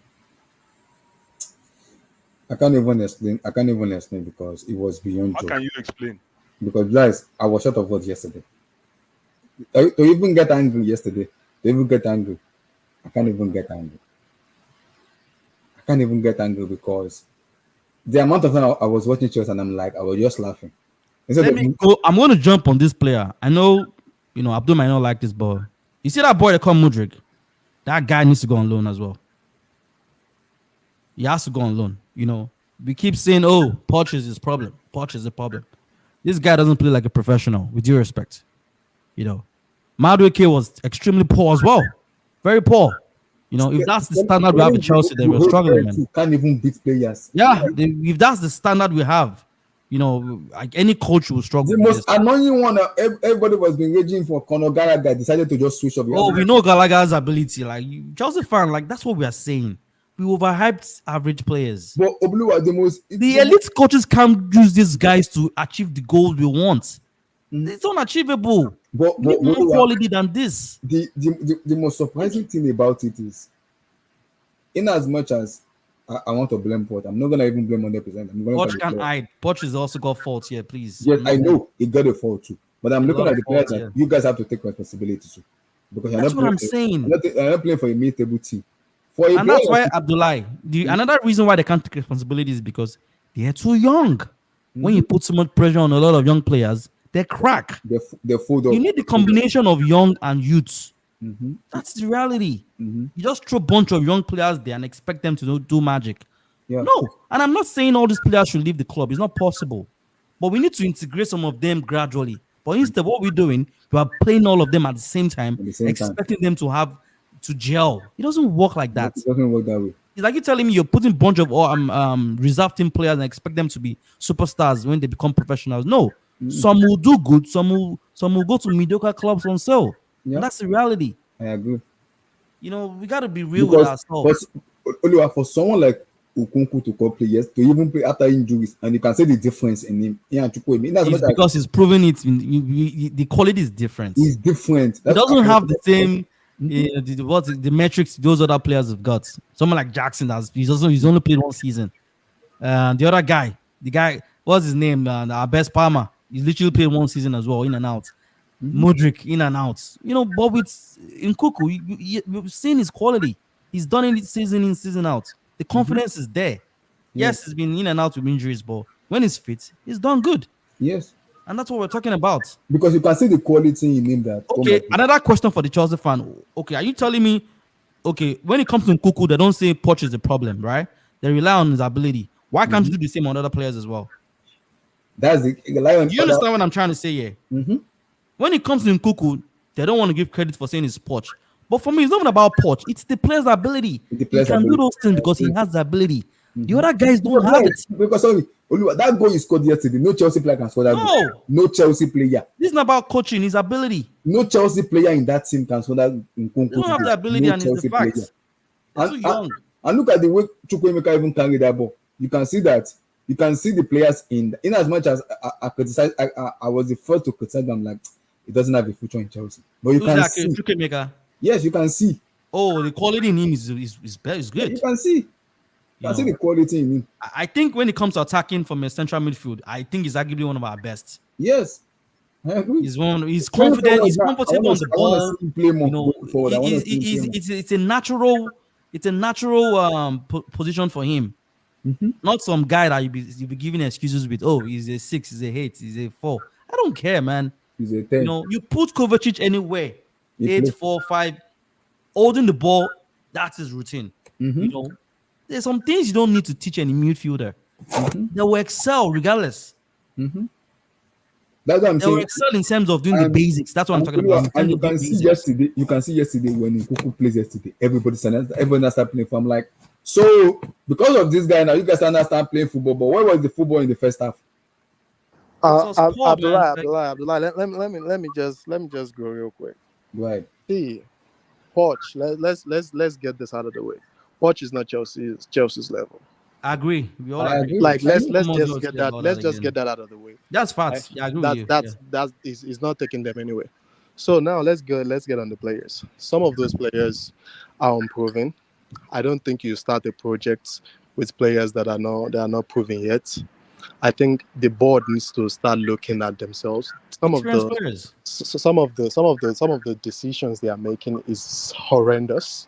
Like, for example, they are sending Broja to Fulham. Like, I don't see anything wrong with that, to be honest. I think it's why do you have a problem with that? Let him go on loan and let him get in another experienced player. It's better. Jackson is back. That's the problem. They are not getting. That won't make any sense. Like they are not bringing in. I don't want to agree to that. Let's wait till the window closes because it makes no sense. It's obvious that you need firepower up there. So then letting Broja go with nobody coming in, it's even worse. Like this is what I'm saying. The board needs to start looking at themselves. Like by this time tomorrow, we'll know for sure. But I'm telling you right now, they are not bringing in. Yeah, let Broja go. He's young. He's not being effective. Let him go. Then an experienced striker comes in. I understand. That is if they are bringing in an experienced player. If they are not bringing in an experienced player, it still buttress my point that they are very stupid. The board they have right now is very naive, and the decisions they are making is what's actually killing this club. You cannot let players like that go and not bring in someone else. Now let's get to like some of those guys. Come on, man. I love Modric. I have said this on this. I love Modric, but that guy, I'm sorry. He doesn't have a brain. You do agree to that as well? I do agree to that. He doesn't have a brain. Just send him down. He's very talented. He's very talented. But he doesn't have a brain. He doesn't have a. Yeah, I don't know his execution. I don't know how it works. Yeah, he doesn't have a foot. There was a play one time yesterday. He was literally running into the same space Nkuku was running into. I'm like, just stay wide. Like even the shot he had that he blazed over the ball, right? Just calm down. You don't need to be. Just make sure that thing goes on target. You will probably score. So like I love the guy personally, but I think he doesn't have a footballing brain. You can just let him go. And some of the guys, God, Badia Shile, that guy's awful, bro. God damn, bro. You know he's done it multiple times this season. It wasn't just about that match. No, multiple times this season has been shambolic. The guy's a disaster. I used to complain about Cowell. He's worse than Cowell, to be honest. Oh my God! But actually, That guy's worse than Cowell. it was beyond joke yesterday. I cannot believe it. Yeah, I'm not gonna lie to you. Like the guy's a disaster, man. You know, But multiple times the I noticed penalty, something. I noticed goal. something. The guy for me, I don't. This season has been shit. I'm sorry. I want to because I want to say something. Whenever we play away matches this season, we have been crap. What has? Do you guys think it's all about mentality? What has been going on? They don't have the mentality one. But what do you expect now? Like these guys are they're too young. What have they really done in I football know to they are still expect a young, lot? but And whenever that's why I we keep play, saying we Chelsea fan need to calm down with our expectation as well. You know, we sound like, oh yes, I know we're a club with pedigree winning trophies, but we don't have the same kind of mentality. Things have changed. You can't expect a baby to perform the way adults will perform. No, it's not possible. it's not. You have to have that mix of both young and youths. I'm young and I'm adult. You know, I understand, you know, you have talented players, but they're not proven yet. You know, we're relying on wingers like Madueke, you know. Come on. We can't do that, man. Please. I mean, Look at what Spurs has got in their team. They got young no, and experienced player. I mean, you have to like the board is where we start. We need to start looking at. I think they don't Yeah, have the but like, I'm right not even mix. going to lie to you, brother. Like, they bought some. Like, look, I know what they're trying to do. Like, I understand they want to bring young players, but to be honest, in the whole of sports, this has to be one of the worst product ever in terms of investments. Yes, I Spending so agree. much money and the result is not there. It's terrible. It's poor. I've never seen a sports team that has been this poor when it comes to investing money and not getting results. It has I to be the mean, worst in the world. I've said it on this show. I think they're actually laundering money. I don't think they're actually spending that money. They have to look into that thing. I'm really serious. They're laundering money because there's no way someone tells me you are buying Leslie Ogochukwu for 45 million. Like, what do we need that for? Let's be real. Like, well, what are you doing? What are you doing with Why are you that? signing? They're signing Modric for how much? Do you see But like, Enzo? let me ask you a question now. What is the Enzo, way come forward on, now? bro. Why Now do we you have find this Enzo and situation. Caicedo for 200? The way over forward, Come on, bro. let me tell you, the way forward, and this is going to sound very radical. We need to literally undress this team.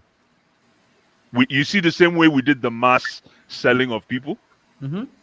We need another one, and I totally agree with Blue Eyes, we need but another one. And let me tell you you, can't do that without the club going to relegation. There's a financial impact. repercussion with that. Exactly. There's a financial repercussion with that. However, you can only do it systematically because when players start getting pissed off, they are going to start talking to their agents. So, the more someone sits on the bench, listen, I don't know if you guys have figured this out. I don't think Poch likes Enzo in his team.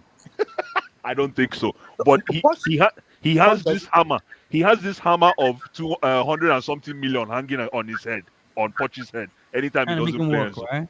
Yes. But I kind of a little bit not disagree because I think the problem with Pochettino and Enzo is I think from upstairs he has been forced to play Enzo. Not that Yeah. you don't like him, he's been forced to play him. No, It's but not his when I preferred, no, it's not a when I preferred option. I get it. when I say he doesn't like him, doesn't mean he doesn't like him. It's not his preferred option. It's not the Yeah, kind it's of not I preferred manager agree option. with he that. is. I Rather agree with prefer that. someone else. I agree Listen, with this that. guy told you know what he said. Go get me for the fact that we went to pick up a kid in Casade from Leicester. Tells you a lot. It speaks volumes. Come on, Casade should have stayed at Leicester now. Come on, He was doing okay there, he was yes. doing okay. He brought him back because he knows that even Casade, if he plays 3-4 games, will do better than Enzo. Blue Eyes, have you ever thought about why he's so bent in playing Conor Gallagher? Conor Gallagher, man, He's playing him because of he's trying to accommodate the flaws of Enzo and Caicedo. yo, I think Conor Gallagher might even go to Spurs today. Is the thing closed? Is the No, window he closed? hasn't closed yet. Because think- to be honest, he has no reason to play Conor Gallagher if Enzo and Caicedo could do, We're playing well. do their own part. Yeah, no, those guys. That pairing is really overhyped. Very overhyped. Telling you. That's why I can't wait. And you know what? At the end of the day, even though Conor is my guy, I hope he goes because it will now help us have this debate that we're having today because the light and the focus will be on the core of that midfield without Conor. And maybe people will start telling the truth. We cannot receive and advance the ball from midfield. And that is the key to any team that wants to at least even play, not to win, no, just to play. You got to be able to show back, stomach to post. Stomach to post. Show to the goalkeeper. Stomach to post. Receive the ball and turn comfortably. Nobody can do it. Come on, Caicedo was all over the place, man. He was. Caicedo was all over. Come on, But guys. like, but guys, you know something as well. Like, I'm not going to be too harsh on these young boys. Like, and that's why they're young, right?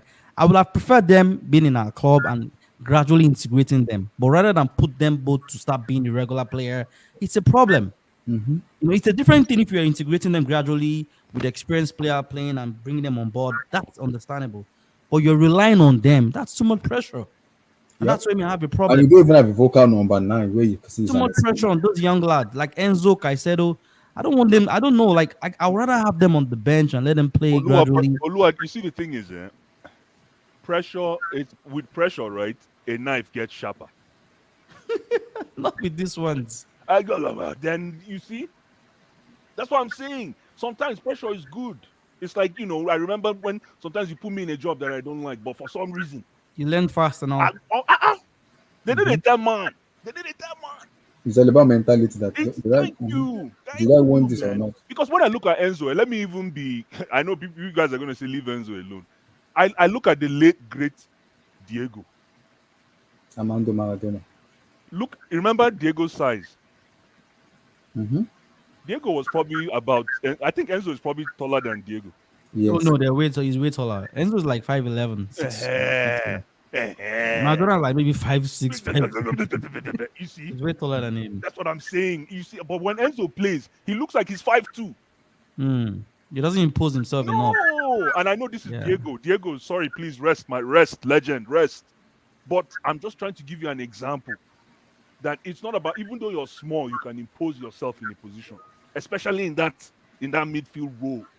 I just find Enzo he's been getting away with murder, man. Mm-hmm.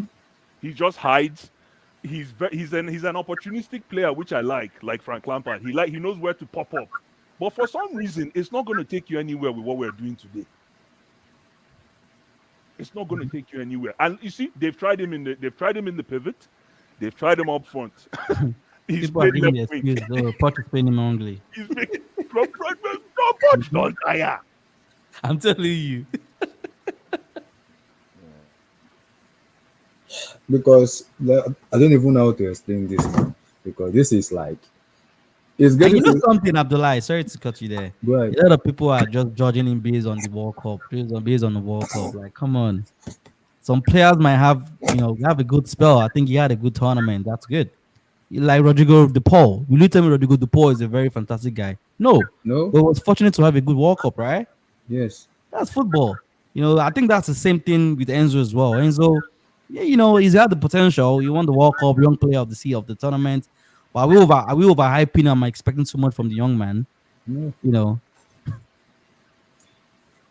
You gotta keep it real, man. To be honest, like Because he's still got a lot to otherwise learn. He's young, but I don't know why too much people pressure are, on the man. this is people are slating Poch yesterday in terms of like Poch said yesterday, said we have to just accept it that Liverpool are a better team than us. We are a young team, and he keep reiterating it that this team is young. This kind of situation and decision making and imbalance will happen. He said the earlier the better Chelsea fans agree to it, the better for us. Poch is not lying. He's been saying it. People don't want to understand reality. He said this is our reality right now. It's We the are reality. I don't know why immutable people are still having that People were standard. like, why is Poch? Poch said it right now. But you know something, Abdullah? People just think there's a quick fix to this. Oh, go and get a elite coach. Nope. It Chelsea takes will time. compete for the league. No. With your elite coach, some of them will still get out of the door. That's the truth. He's going to still sell some of all these players. The elite coach will sell all of them and bring in players that are proven. And that's the reality. More experience. We bring more It's experience. the fact. People think, I'm being real with you. You have too much young stars in midfield. Enzo, Caicedo, Lavia, Gochuku. Like, come on now, Caicedo. Like, what we doing? Okay, let me ask you let me ask a question just to please the folks that think it's Poch's fault. What is the best formation we should have played yesterday? I'm curious. Educate me. I'm just That's curious. the best formation you can play. With the players available. Yeah, I'm just curious. That's what I'm saying. Why were people blaming Poch? And like, please, somebody educate me. What did we do? What did he do wrong? He's formation always the like scapegoat. He's the easiest man to, scapegoat. That's why. That's just reality. Noni cannot complain he didn't get his chance. Mm-hmm. Noni cannot come on, man. Sterling cannot complain. He didn't get his Yo, chance. Sterling, I don't even want to talk of Sterling with all that experience and still. Yeah. I don't want. That's why I'm not talking about Sterling. Sterling can go, man. Noni, with all these chances you've been given, man. All these chances you've been given, man. You still play small ball. You still play very small ball. You don't impose yourself on that wing. Why? Look at what Gomez. What's his name? It's Gomez, right? Yes, Gomez. The Liverpool boy. Yes. The Liverpool boy ran circles around him. Yo, guys, I don't know what you guys think, man. But Because yes, in as much as this team is young, so Team you no are be gonna spend another 2 billion to consult this No, team. no, it's not about spending as high as this. No. it's a figure of speech. Like, it's that bad, Abdullah.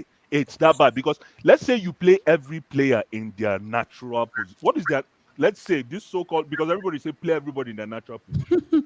So let me use people's He language. played Ben Chilwell in his natural position. Oh my God, criticizing Oh my him. God, Ben can go, man. Ben can They're still go. criticizing him. Look, like I said, it's not just about that. He's more than just Poch. Poch has his fault. I know. Exactly. Of course. Poch has his fault. I get it. Yo, you know who I feel sorry for? Is Nkunku. Yeah. Blue I eyes, look that at guy it- is a baller. I look at the boy, I'm like, child, this boy for don't say now. If I say I know, I for just go Brighton or Brentford and go play my ball, man. What did they do here, Seth? Yeah, honestly. He was the only one that came out yesterday, Blue eyes, to apologize to the fan base. Imagine. He was the only one that came out. I feel sorry for that boy. He And was the only one that I was like, why was the other player not even coming out and apologizing? He was the only one that came out and apologized. oh, let me say something else. Cole Palmer, Oh my He was God. poor yesterday as well. average player. Yeah, I was poor yesterday as well. I said average. No, he's not poor. He's just an average player. He has his days. He has Palmer his has his days. day. He has his day. He has his days, man. Look at this boy for Liverpool. Maybe I'm getting too Bradley. excited. Yeah, but I know. I'm not getting too excited. But you know the thing, you Yeah. never see a Liverpool fan gas the guy the way we gas our own player. No. You I know, tell you one thing, Olua. You see that? Let me say something very controversial. I know it's just me and my English hype, right? Go get me Curtis Jones. Get rid of this boy. Get rid of Enzo. Give me Curtis Jones. I can work with him. That boy has ball sense. He has ball sense, and I know he's not even a main guy. He's not a main. No, he's not the main guy. No, He he's not does the his main own guy. job. Yeah, exactly. He just does his job, man. And for some reason, club is believing in the guy gradually. He's integrating him gradually from Yes. previous seasons. Absolutely. Give me Curtis Jones. The boy is a bad man. There's a reason why he's still in the team. Yes. I think Curtis Jones is head and shoulders better than Enzo and Caicedo combined.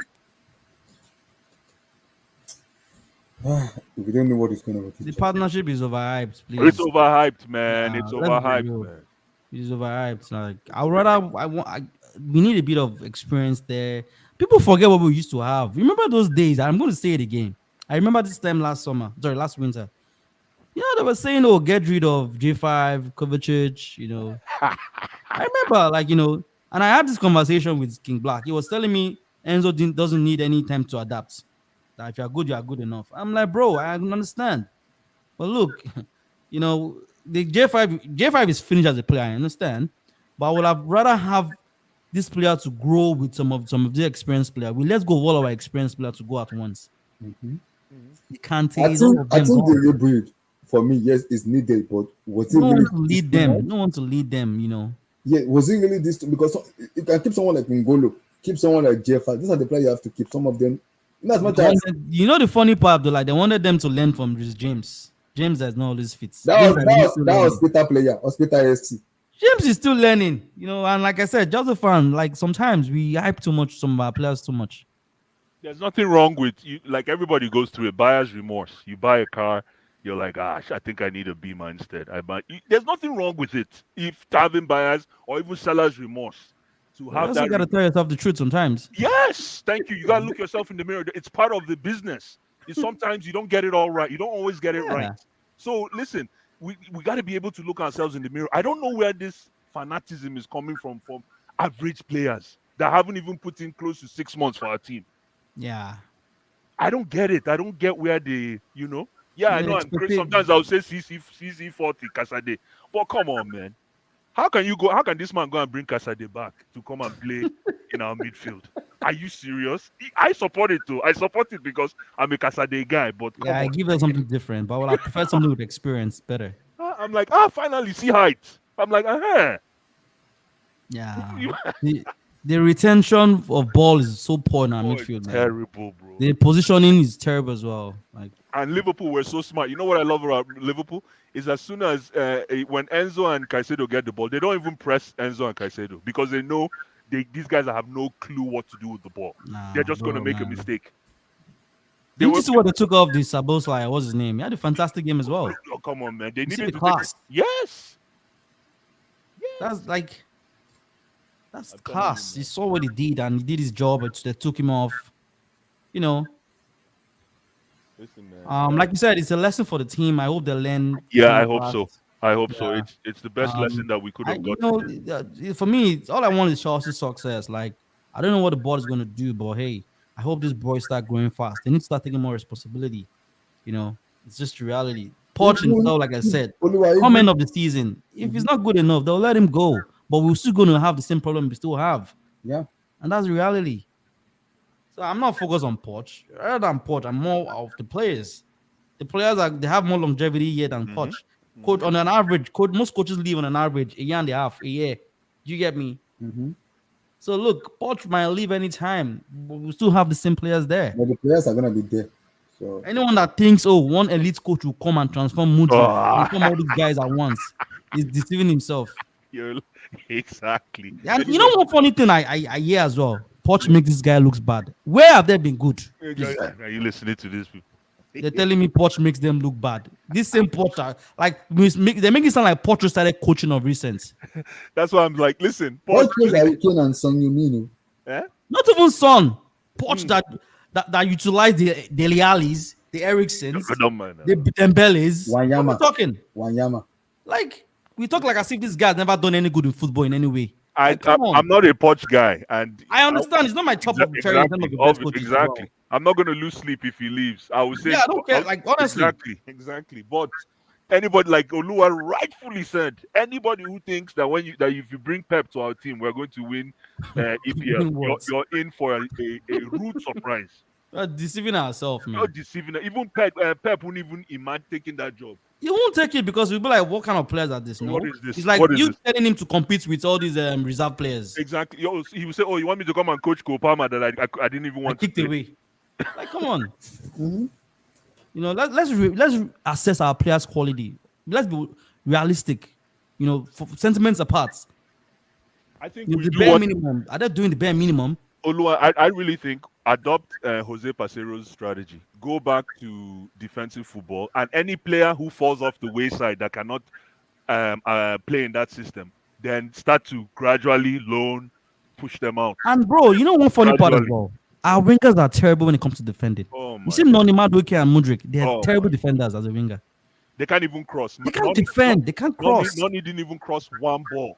Like, God, man, you saw one-on-one. They can't even do one-on-one. Dribble the defender. One-on-one. Which so one? If I ask you, what is it they're good at? They'll say it's Poch. Poch is not playing them well. It's not using them well. I don't understand. Is Poch going to help you dribble a player? Like, I don't get it.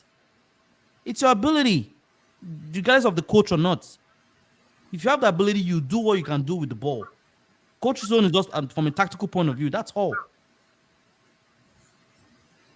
You know, it's very sad when this state as a club. But hey, it's deep, man. What can we do, man? What can we do, man? Hopefully, Super Eagles will put a smile on our faces. I'm telling you. Amen.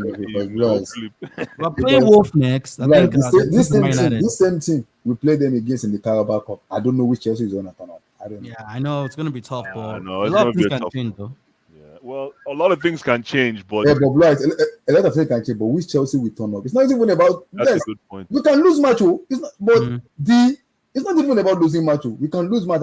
I know because Liverpool, they're a big team, but the mentality, the attitude. I don't like the attitude yesterday. That was abysmal.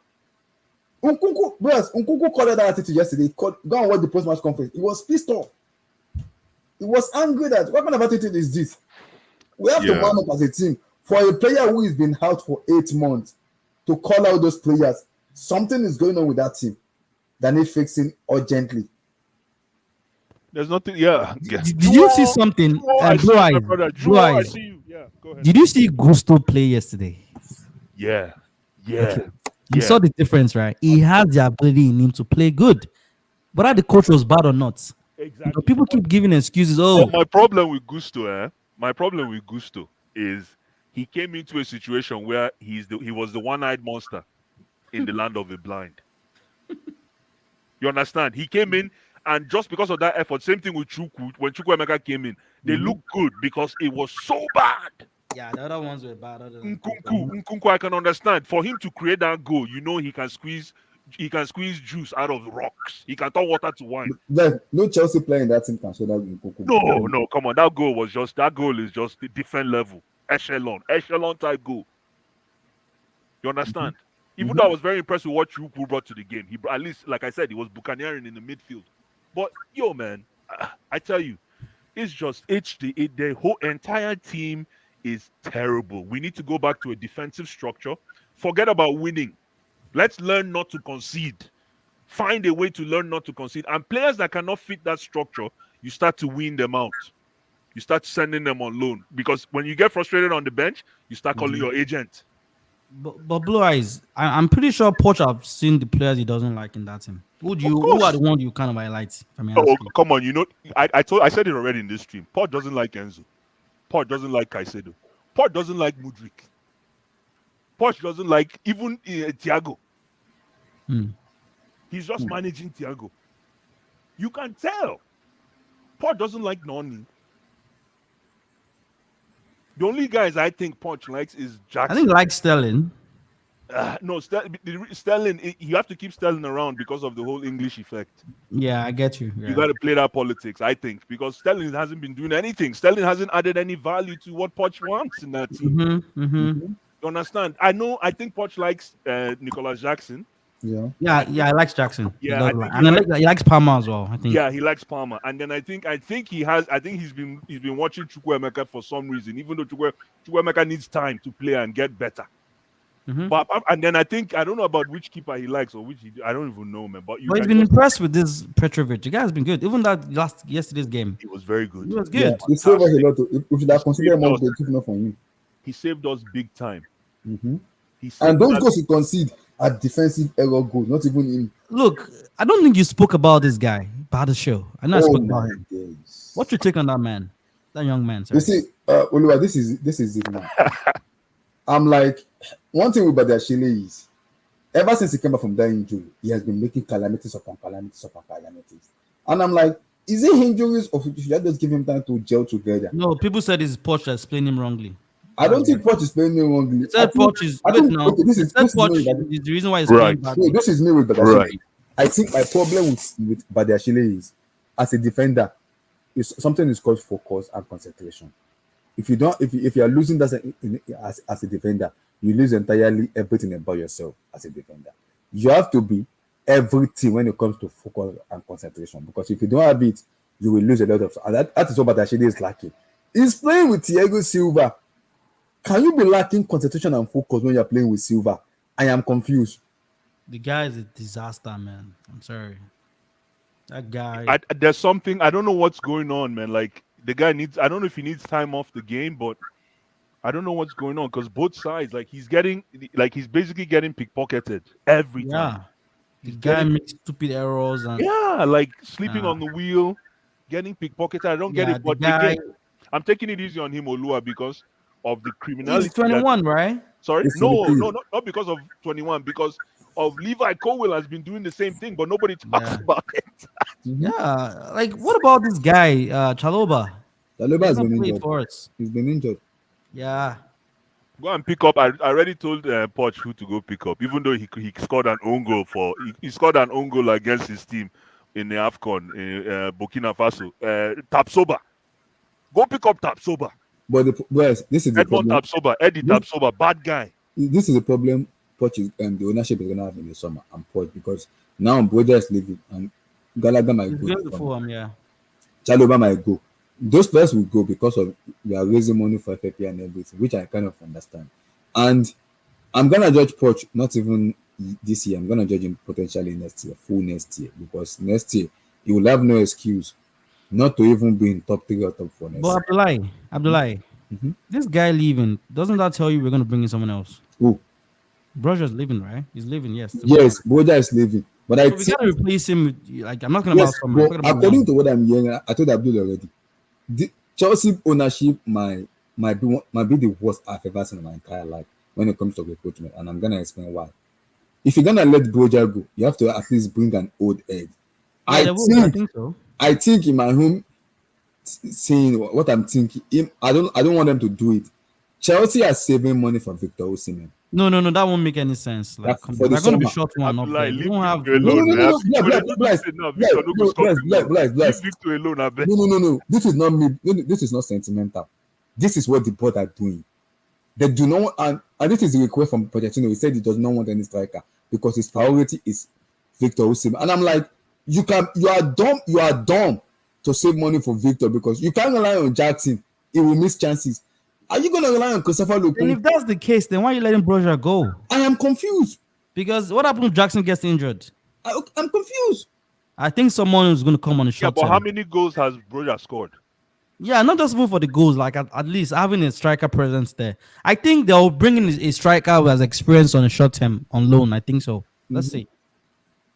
Then maybe they might want to go for Osimhen or whatever. I don't know in the summer. Yeah, But for I now, think Osimhen in the summer. That's because what don't forget something, they're still trying to get to what's it called, to Europe for next year. yes. So they won't have just to let win the go of Carabao any, Cup they won't to let get go of all the opportunity for all the now. opportunity because So that's what they for want to win now, the Carabao I'll give Cup. an example. Maybe I'm just giving an example. Maybe a Benzema might come in. I don't know. Yeah, but no, Short the term, people of Benzema because of his wages. I don't know. I just give an example. I'm not saying it's coming, but I'm just giving that kind of example. On a short term, for 6 months, someone can come in and replace Broja till we strategize and get some money in during the summer. The goal is to get into Europe. That's the priority. Yeah, that's the goal. I Yeah. agree. Well, That's the goal. look, things can still improve. Okay, I gotta go, guys. I got a meeting. I gotta go, guys. No, Peace, I peace, I peace, get peace, it. peace. Yes, Me think too, man. Me too. I'm gone, man. Guys, I gotta run, man. yeah, Abdullah, peace thanks, out, man. guys. Have God a bless. good one. Cheers.